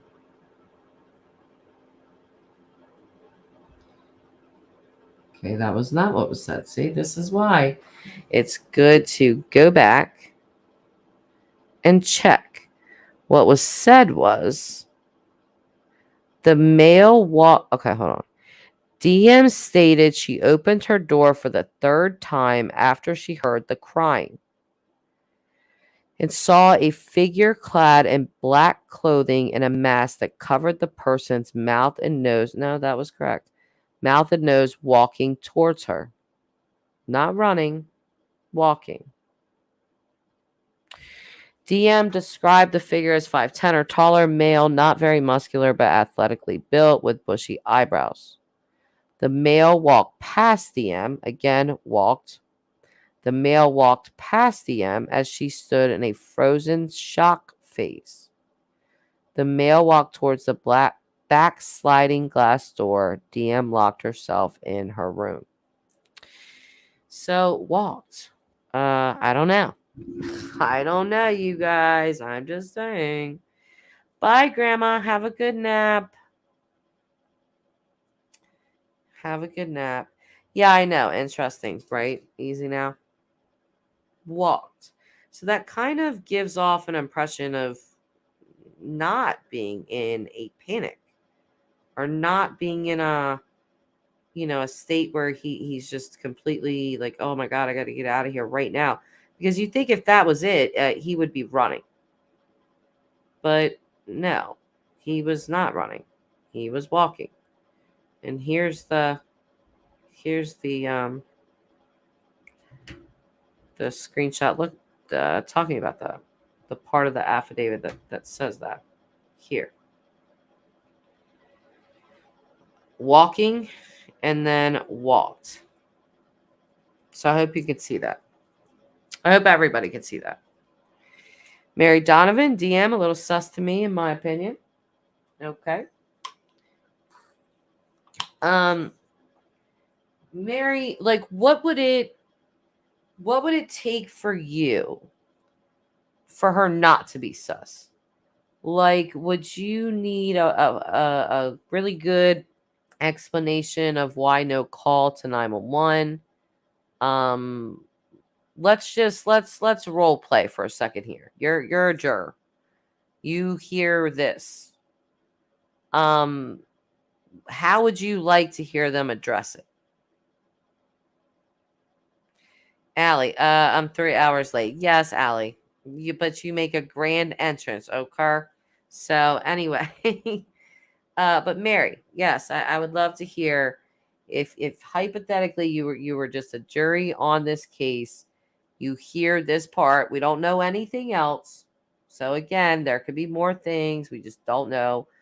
But from this probable cause affidavit, how would you like the prosecution to address the fact that there was no 911 call made? She was not harmed. She wasn't aware of her roommates being dead. As far as we know from this affidavit, she wasn't aware. And then there's no call to 911 for 8 hours. Allie, she's not on trial. I did not say she was. But you do have to think about what is going to happen at that trial, Al, because that's going to happen. They are going to be questioning all kinds of things. So we're talking this out of what could the defense use with this, because if, again, I already stated it, there definitely is probably more, but from this affidavit, a lot of people feel weird about it. So I want to look at it and say, well, what could the defense pick apart about this? And I think it's an easy answer. Why was there a gap in calling 911? That's going to be the question. Even if other things, well, no, that's not necessarily true. Let's see. Yes, okay. She was peeking through the door, right, and not stood out in the open. There was a part that said that his footprint was found right in front of her door. So even if she had her door open, she opens her door and looks out, because it says, I don't know if she was peeking. It doesn't clarify that. But it just says she opened her door. And then it says, this one says, DM stated she looked out of her bedroom, but did not see anything. So I imagine that you would open your door enough to look out, look kind of in towards the living room, towards the kitchen a little bit. You don't see nothing. Just thinking about where her bedroom was in that house and what her sight of vision would be. It would be limited, really. I mean, if she stuck her head out, she could see up the stairs. And then it would be into the kitchen, and then she may be able to see maybe part into the living room, like a really small part. But that would be like her line of vision. So, yeah. Let's see. Mary is saying the defense is going to ask her the same questions. Yeah, they definitely are. I just that's why I'm wondering, like, what would be a good defense for the reason why, or what could possibly be the reason why that there was such a time gap in the 911 call. It's a curious thing, that I think people that have read this see that and say, wait a minute, there she came face to face, but there was no call made. And so again, it would be helpful to hear from an expert in this, and shock or things of that nature. um yeah, so blue and gold, if she claims she thought everything was okay, then why did she freeze in shock? If she says she was terrified then fell asleep, it contradicts. I don't know that she said that she fell asleep. Not in this affidavit. Let me see. I don't believe so.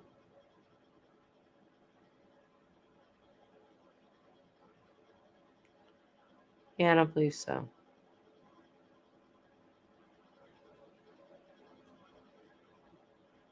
Here's five. Five's missing. I don't know. I just. Let's see what you guys are saying. If she claims that star looks good next to your name, Mary. um. Let's see. Easy now. I'm leaning toward what you are saying. He likely didn't see her, but she saw him through peeking the door. Oh, you got okay. So you guys think that. Blue and gold. If she claims she thought everything was okay, then why did she freeze in shock? Oh, I already read that. Okay, just me. I really think if I heard crazy noises, I would peek. That's just me. Yeah, same. You know, Alley Cat, I get it, but the prosecution might just say or explain that no matter what, does not change whether BCK is guilty, right? We don't choose our witnesses. It's a very great point, Al.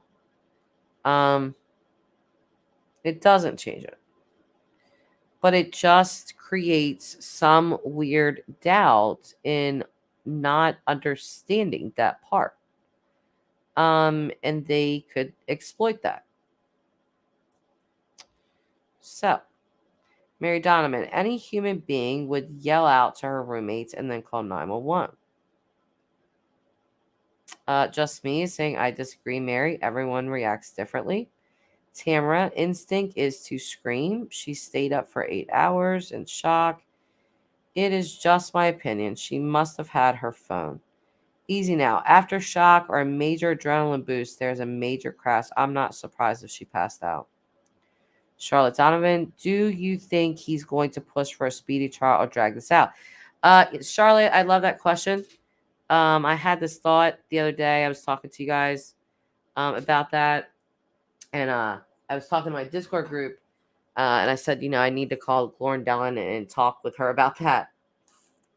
Because if this guy, just hypothetically, let's just say that he has in some sort of way planned some sort of defense of some nature, and then he does not waive his right to a speedy trial.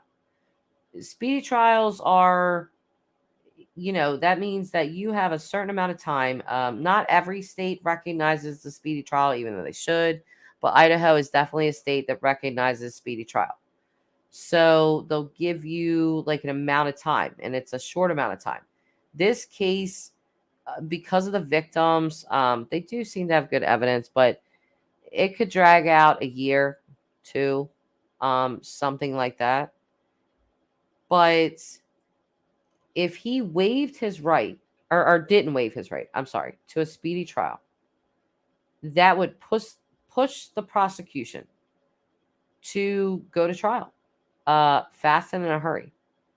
And with the police department, that's what I kind of cringed, and I think I said that in a live stream before, but when the police department was like, we're still looking for tips, like, if anybody knows him, like, reach out to us, you know, I don't know. I was like, oh, they don't know like how he fits with them. Like he doesn't know that. But they also have this great evidence, that very much links him to this crime. So I don't know. I don't know if he would be ballsy enough to do it. It would be quite a move. If he didn't waive his right to it. It would be, to me, for him, I think it would be a test of his logic, because his logic is going to tell him to waive the rights and go the long haul in the trial. But his ego may say, no, we got this. Let's push them. Let's play the game more. Let's see what you got. We got to go to trial now. You don't have all the time in the world to be doing all this stuff. You don't have a year to put this case together perfectly and neatly. No. So it would be very interesting to see. I still feel like that DNA is what is going to convict him. I really do. I don't know how in the world you come up with a defense for that. So, Allie, there are 6 natural responses to a threat. Oh, can you name them for us, Al? Tamara, remember in the beginning when Steve and the coroner said they were fatal wounds and nothing could have helped? Maybe they knew a few things then. Yeah, like it was a K-bar knife. I mean, they had to. The sheath was at the crime scene. So, Tamara, I can't remember exactly how it was worded, but I do remember it being talked about. I need to research before opening my mouth, I guess. No, it's okay. You learn things when you talk to other people. Alley Cat, we are people, and that lizard brain is activated in amygdala. I'm not pronouncing that right. Allie is flexing her vocabulary here on me, guys. We cannot choose this response. Even some police cannot train it out of them. Mary Donovan slam dunk. Well, that is interesting. But yeah, I do remember in the beginning when they said that, Tamara. And again, it's obviously because of the sheath. Alley Cat. Fight, flight, freeze, appease, play dead, possum. Yeah, I see how you highlighted freeze, because that was Dylan's response, was to freeze. But again, Allie, I'm gonna pose the question to you. She did not, as far as we know that anything had happened to her roommates. She was unharmed. She did see a scary person inside of her house, but again, is that enough to paralyze a person for 8 hours? I am just asking. Just asking for your thoughts on that. Tamara, thought it might help with the what if Dylan would have called sooner. Sorry. No, it's, yeah. He had the element of surprise attack while they were sleeping. Yes, the element of surprise is everything. And also, it is the most cowardly move ever, ever. I mean, because again, there's no, I've said it before, no more vulnerable spot than in bed in your own house, sleeping. Like you feel very safe there. That is your bed, that is your bedroom, this is your house. You feel very safe. This is your spot, this is your space. And so for him to attack in that way, he's such a coward. He's a giant coward. Blue and gold. Love Psych 101. Appease. Yes. I think I would pick either fight or appease, depending on the situation. Depending on the situation. Alley Cat. Think of us when we were cavemen. We have, well, I did not know us back then, Al. We have only so many ways we respond to a threat. Take it easy, Jess. My kids are home. Oh, bye, Blue. We'll see ya. Just me. I'm about to get off too. I have to go pick up Alls from school soon, about 30 minutes.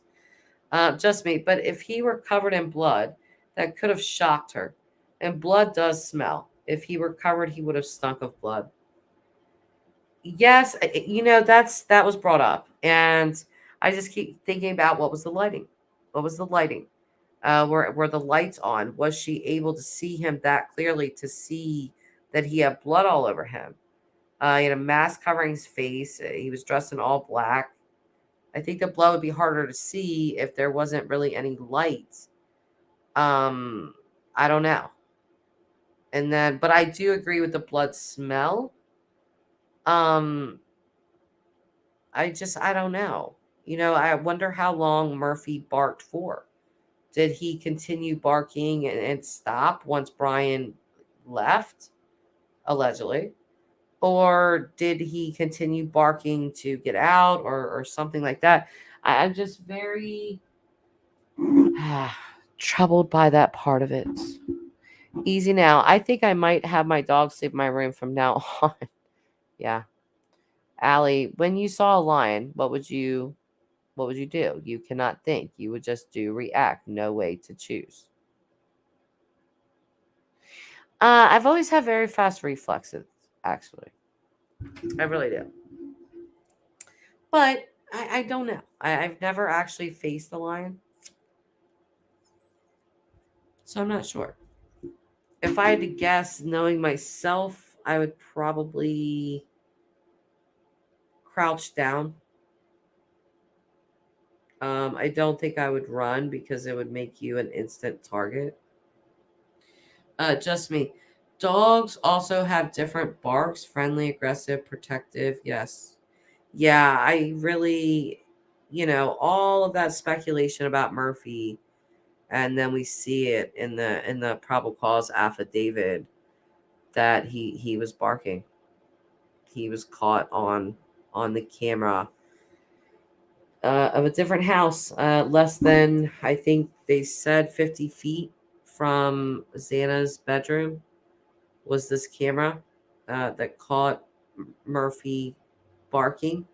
That's how loud it was. Um, because Xana's bedroom was on the opposite side of Kaylee's. Dylan's was underneath Kaylee's. So if that camera, wait, north, but yeah, if that camera was able to pick that up, that's a really good camera. But just imagine how loud it was inside the house, inside of the rooms in the house, even. Again, that sound traveled through walls to a camera. Certainly, it traveled to people's ears.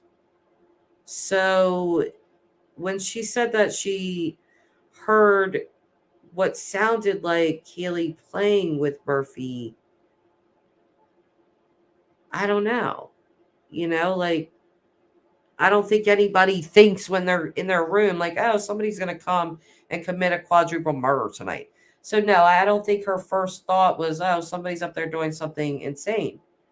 But then, you probably, I would assume, heard the loud thud that was also picked up by this camera. And then you hear Xana crying, and she said that. So it's all of this stuff, and then you see him. And so I'm just so perplexed that at no moment did she just pick up her phone and hit 911. I don't know. I don't know why that would be. And I'm still having trouble with it.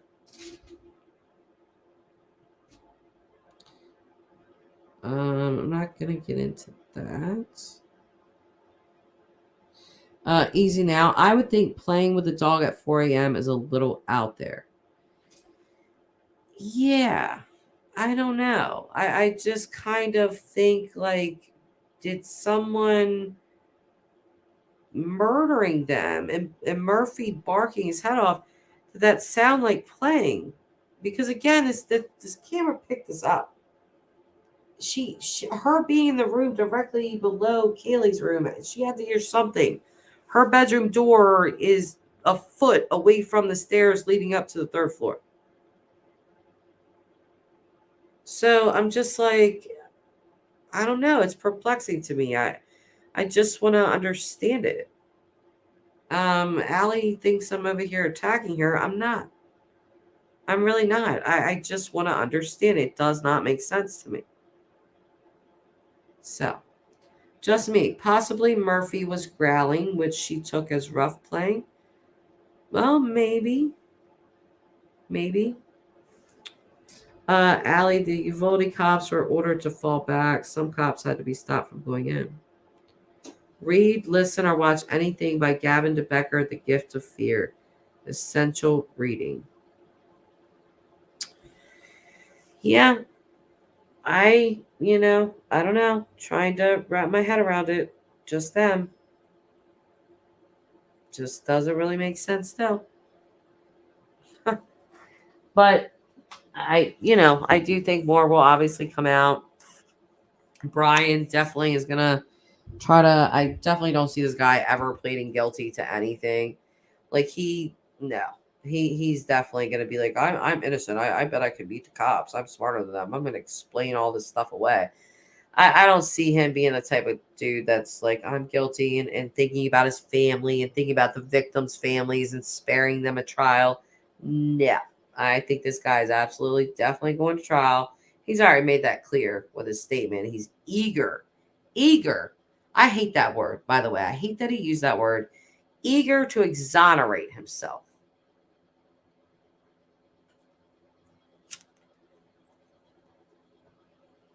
I'm telling you, I think he's going to enjoy it. Allie, I'm saying they will use something around that. It's science, and it takes nothing away from what Bryan did. Okay. Easy now. Plus, the Uvalde police in the hallway were ordinary beat cops, definitely not trained to handle a hostile situation. Okay, I really don't want to talk about Uvalde. Okay, that's not what this stream is about. So, the what's in the title is what the stream's about. Just me. I'm just thinking of playing tug with my dog, growls and barks. Yeah, it's a good, anything that can explain this. I'm open to. Like I want to hear possibilities of why. Allie suggested a book. Just me is suggesting the dog might have growled and barked, or her dog does. So she's thinking of that. Allie, neither is DM. She had never entertained the thought of what happened to that night. Okay. Easy now. Okay, no problem. Thank you. Mary Donvito. Listen to TIR. He had a Addy on an Addy. I was thinking an Addy like an attitude. Sorry. He had an attorney on last night. Very good info. Oh, I knew Chris was going live. But like I said, I really just want to do a live stream and do like I'm definitely gonna watch a crap ton of stuff today. No working for me today, and it's raining outside, so it's like the perfect day to sit here and do this live stream and also catch up on stuff after the kids get home and we eat. I'm definitely going to be watching some live streams on experts that what they have to say on this, and all of that. So I look forward to it. I will watch that, Mary. Allie, sorry, my example just came to my head because of that book and trauma response. Yeah, I know. I just, we're chatting. Allie Cat, it's all good info, so thanks for sharing. Yeah, it's there's nothing wrong with that. It's just this is what I'm thinking about, so I'm wondering what you guys are thinking about. If you think that she just what you said, Allie, then that's what you think. It's okay. So I don't know. I still haven't quite been satisfied with with any answer yet. Not that I'm owed any kind of satisfaction. I'm just saying that I don't know. I still can't make heads or tails of the why of that. So, and I'm not insinuating that she had anything to do with this. I'm truly trying to understand what will cause that, which Allie again suggested that book, which might be worth reading to understand something like that. I'm having trouble that she was unharmed and didn't know what exactly happened to her roommates, but was traumatized that bad with fear. Um, seeing somebody in a ski mask for that long. That's kind of what I'm having trouble with. That part. So easy now. I like this type of stream more where we can talk through stuff, much more enjoyable and productive. Yeah. I think I like that kind of stream too. It's like the best way. Just me. I like listening to Unsolved No More. He has a retired law enforcement perspective. Yeah, I've seen him. Just me. Allie, it was good, Mary. I agree. Unfortunately, CM and Billy do get some facts of the case wrong, in my opinion. But overall, I agree with info on law of capital punishment.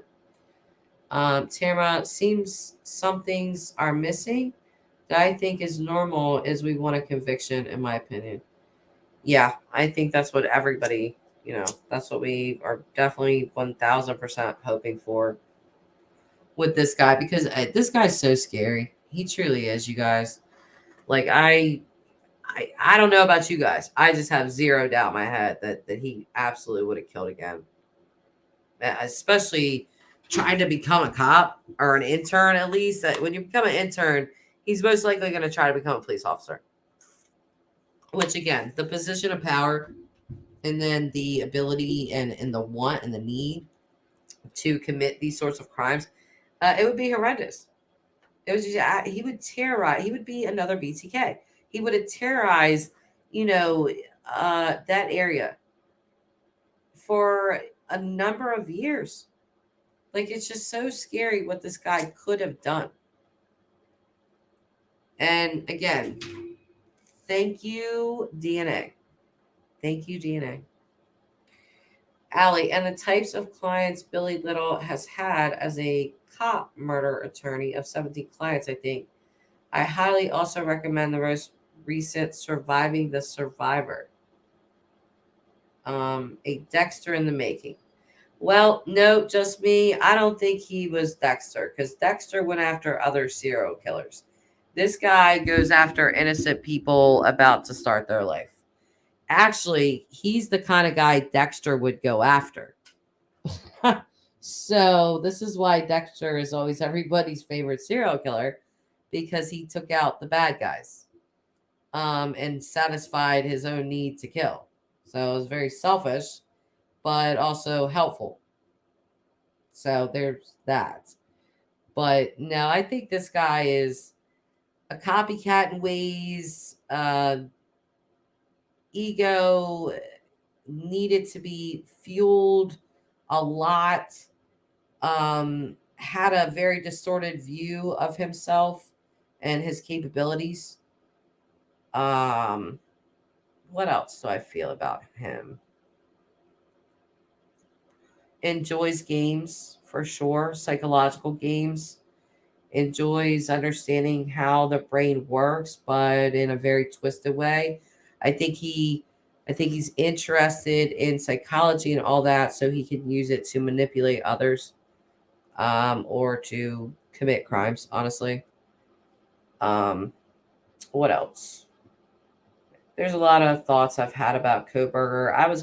I started writing notes yesterday about the affidavit, and I was like, no, you know what? I'm just gonna read it out on a live stream.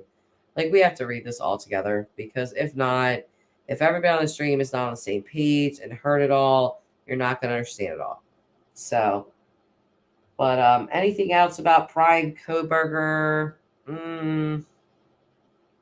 Just that I truly think he's going to enjoy the process of the trial. I think it's going to be exciting for him. I think he's definitely going to be expecting that somehow he is going to be smart enough to help his defense get him off. I truly believe this. Oh, Blue, I thought you were already a member. I'm so glad. Welcome to Not a Psychic, Blue and Gold. So we're not psychics around here, okay?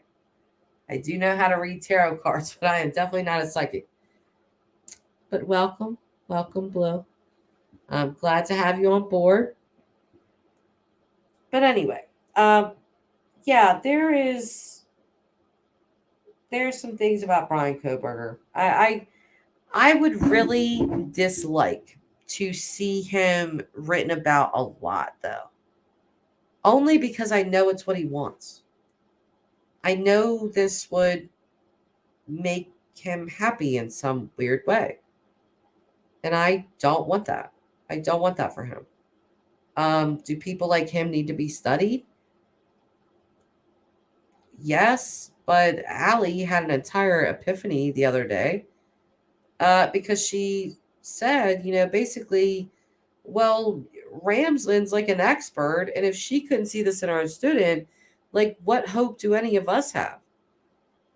I think that all of us, in some way, shape, or form, have a gut feeling, a sixth sense, whatever you want to label it.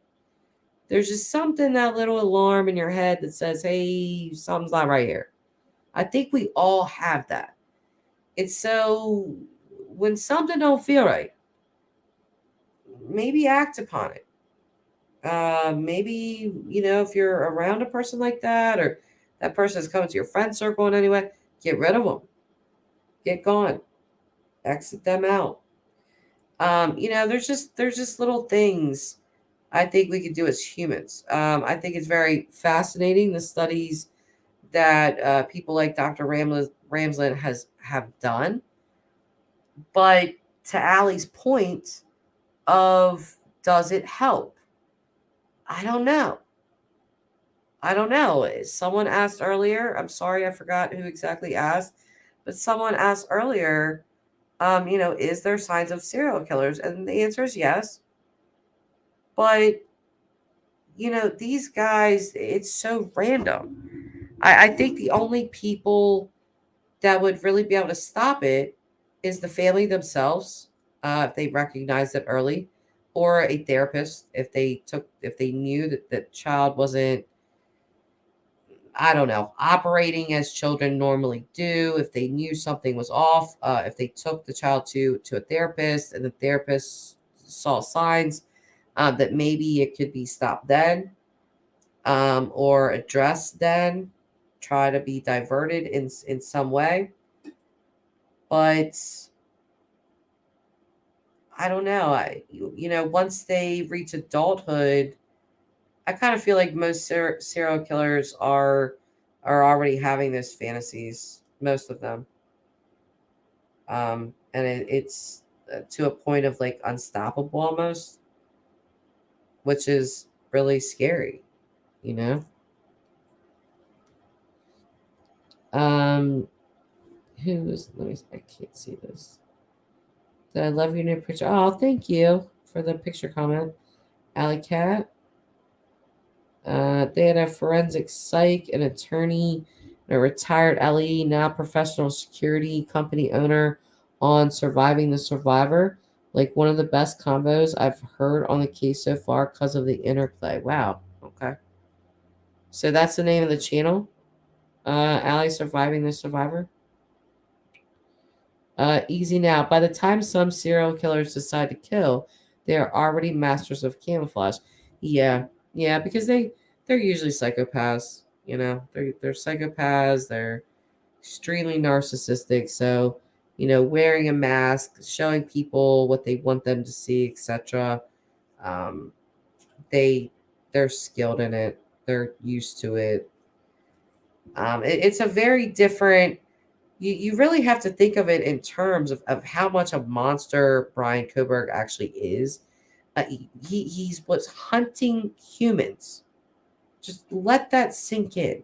Hunting people, not game, not what you're eating tonight. deer or something like that. Human beings, for some sort of gratification, whatever that is for him, was for him. The People like this, I don't believe that they are fixable. I don't believe they are redeemable. I don't see it. A mind capable of this sort of act is just, in my opinion, irreparable.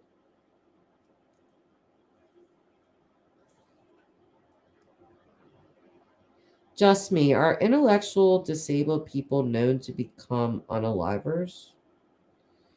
Um, I don't know. You know what? Just me. I always say that ignorance is bliss because I believe it is. Like the less you know, you live in your little bubble, you're just happy with your little stuff that you know. I feel like people like that are happier.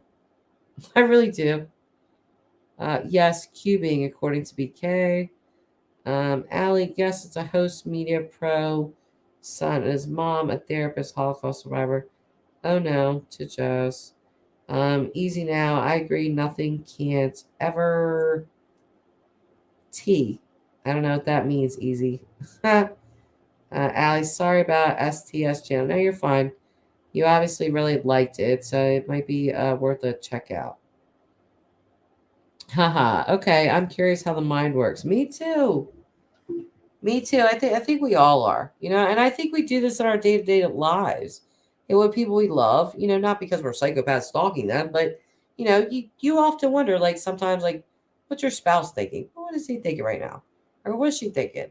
Or, your kids, like, you watch them sometimes do something, and it might just run through your head, like, what are they thinking right now? What's going through their mind right now? When they're happy and you see them, like, oh wow, I wonder how happy this really made them. Just stuff like that. I feel like we just naturally are curious about the way other people think. So when we see another human being do something unspeakable, it's a holy shit. What happened to this person's mind? How did you get there?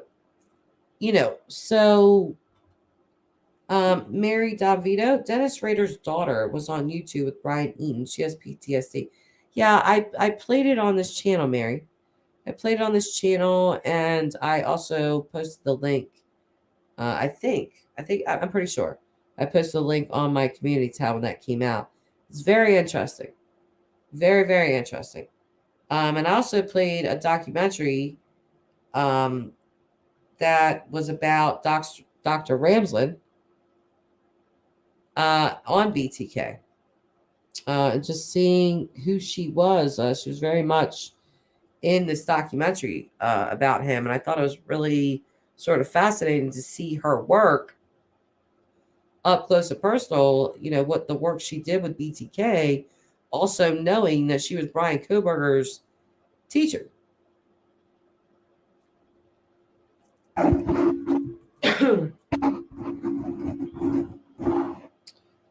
Easy now, big thumbs up. Yeah, we need to do that more to be more in tune of what others are feeling. Allie, they use great examples from their professional careers and didn't know each other before, but you can see how it all interweaves.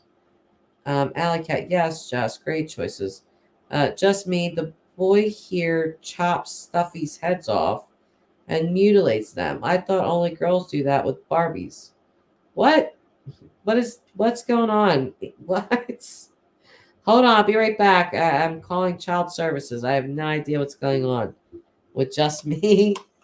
Um, Easy now. More needs to be done to diagnose children with issues, but it's also a double-edged sword. You don't want to pigeonhole children based off actions they could grow out of.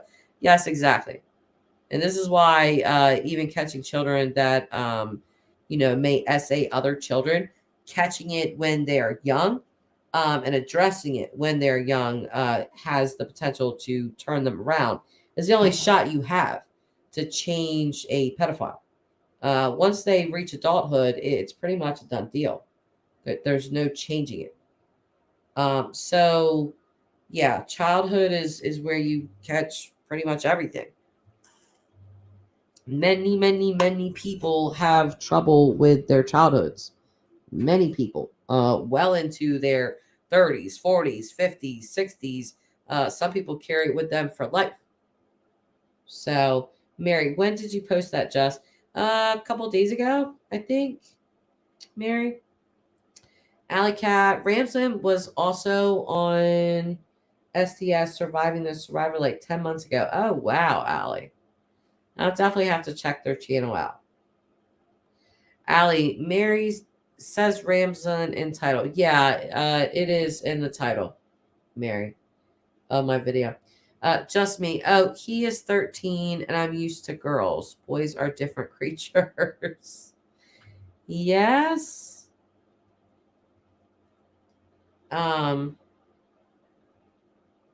Yeah, well, you want to watch that.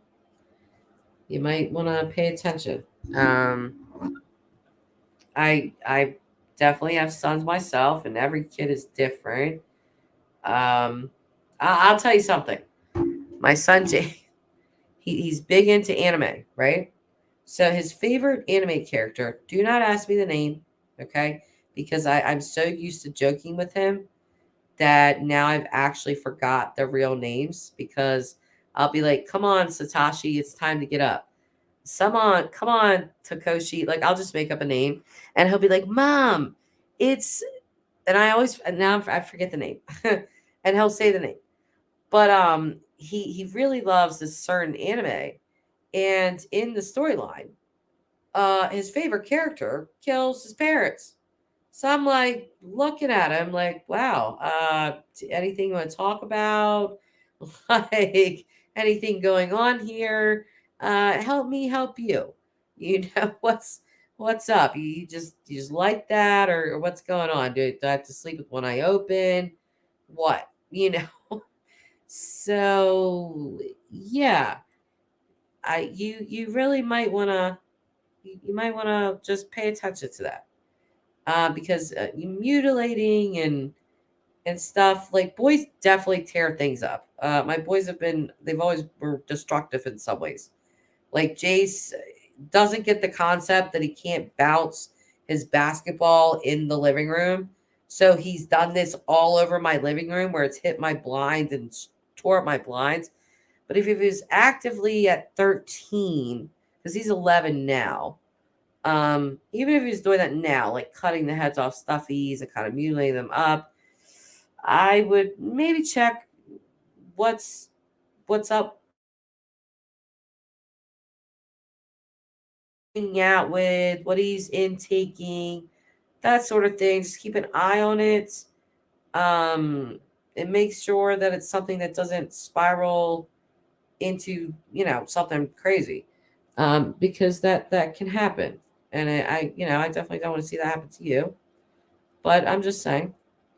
So, Allie, it gave me that sort of depressing epiphany, Mary. I'm super interested too. Thomas. So, did this dude come back in the morning? Yes, he did, Thomas. He came back at 9 o'clock in the morning. So, I think he was back at his apartment like around 4:46 a.m. And then he was back at the house, like right around the house, the murder house, at 9 a.m. in the morning. So, I mean, 4 hours later, he was back there. You imagine how double lucky Bethany and Dylan are to be alive. Because if he really wanted to go in, there was no police, there was no nothing. But they're at 9 o'clock, potential maybe somebody's up. But if he had went in that house to get the knife sheath, and just said, screw it, I'm going to take Dylan and Bethany out too. What if he had done that? He really could have. But yeah, he was back in the vicinity.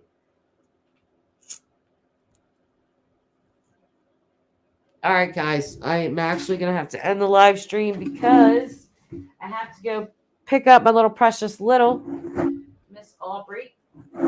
is getting off school in 3 minutes, and we live about 20 seconds from the school. So I got to go pick her up. So it's been a great stream. It's been a long stream, but I've enjoyed talking to all you guys. I will definitely see you guys later. And join the Discord group, please. Love the discussion in there. And it's good discussion. It's not drama or anything weird. It's kind of pretty much like you see here. So, okay. I will see you guys later. Bye, guys.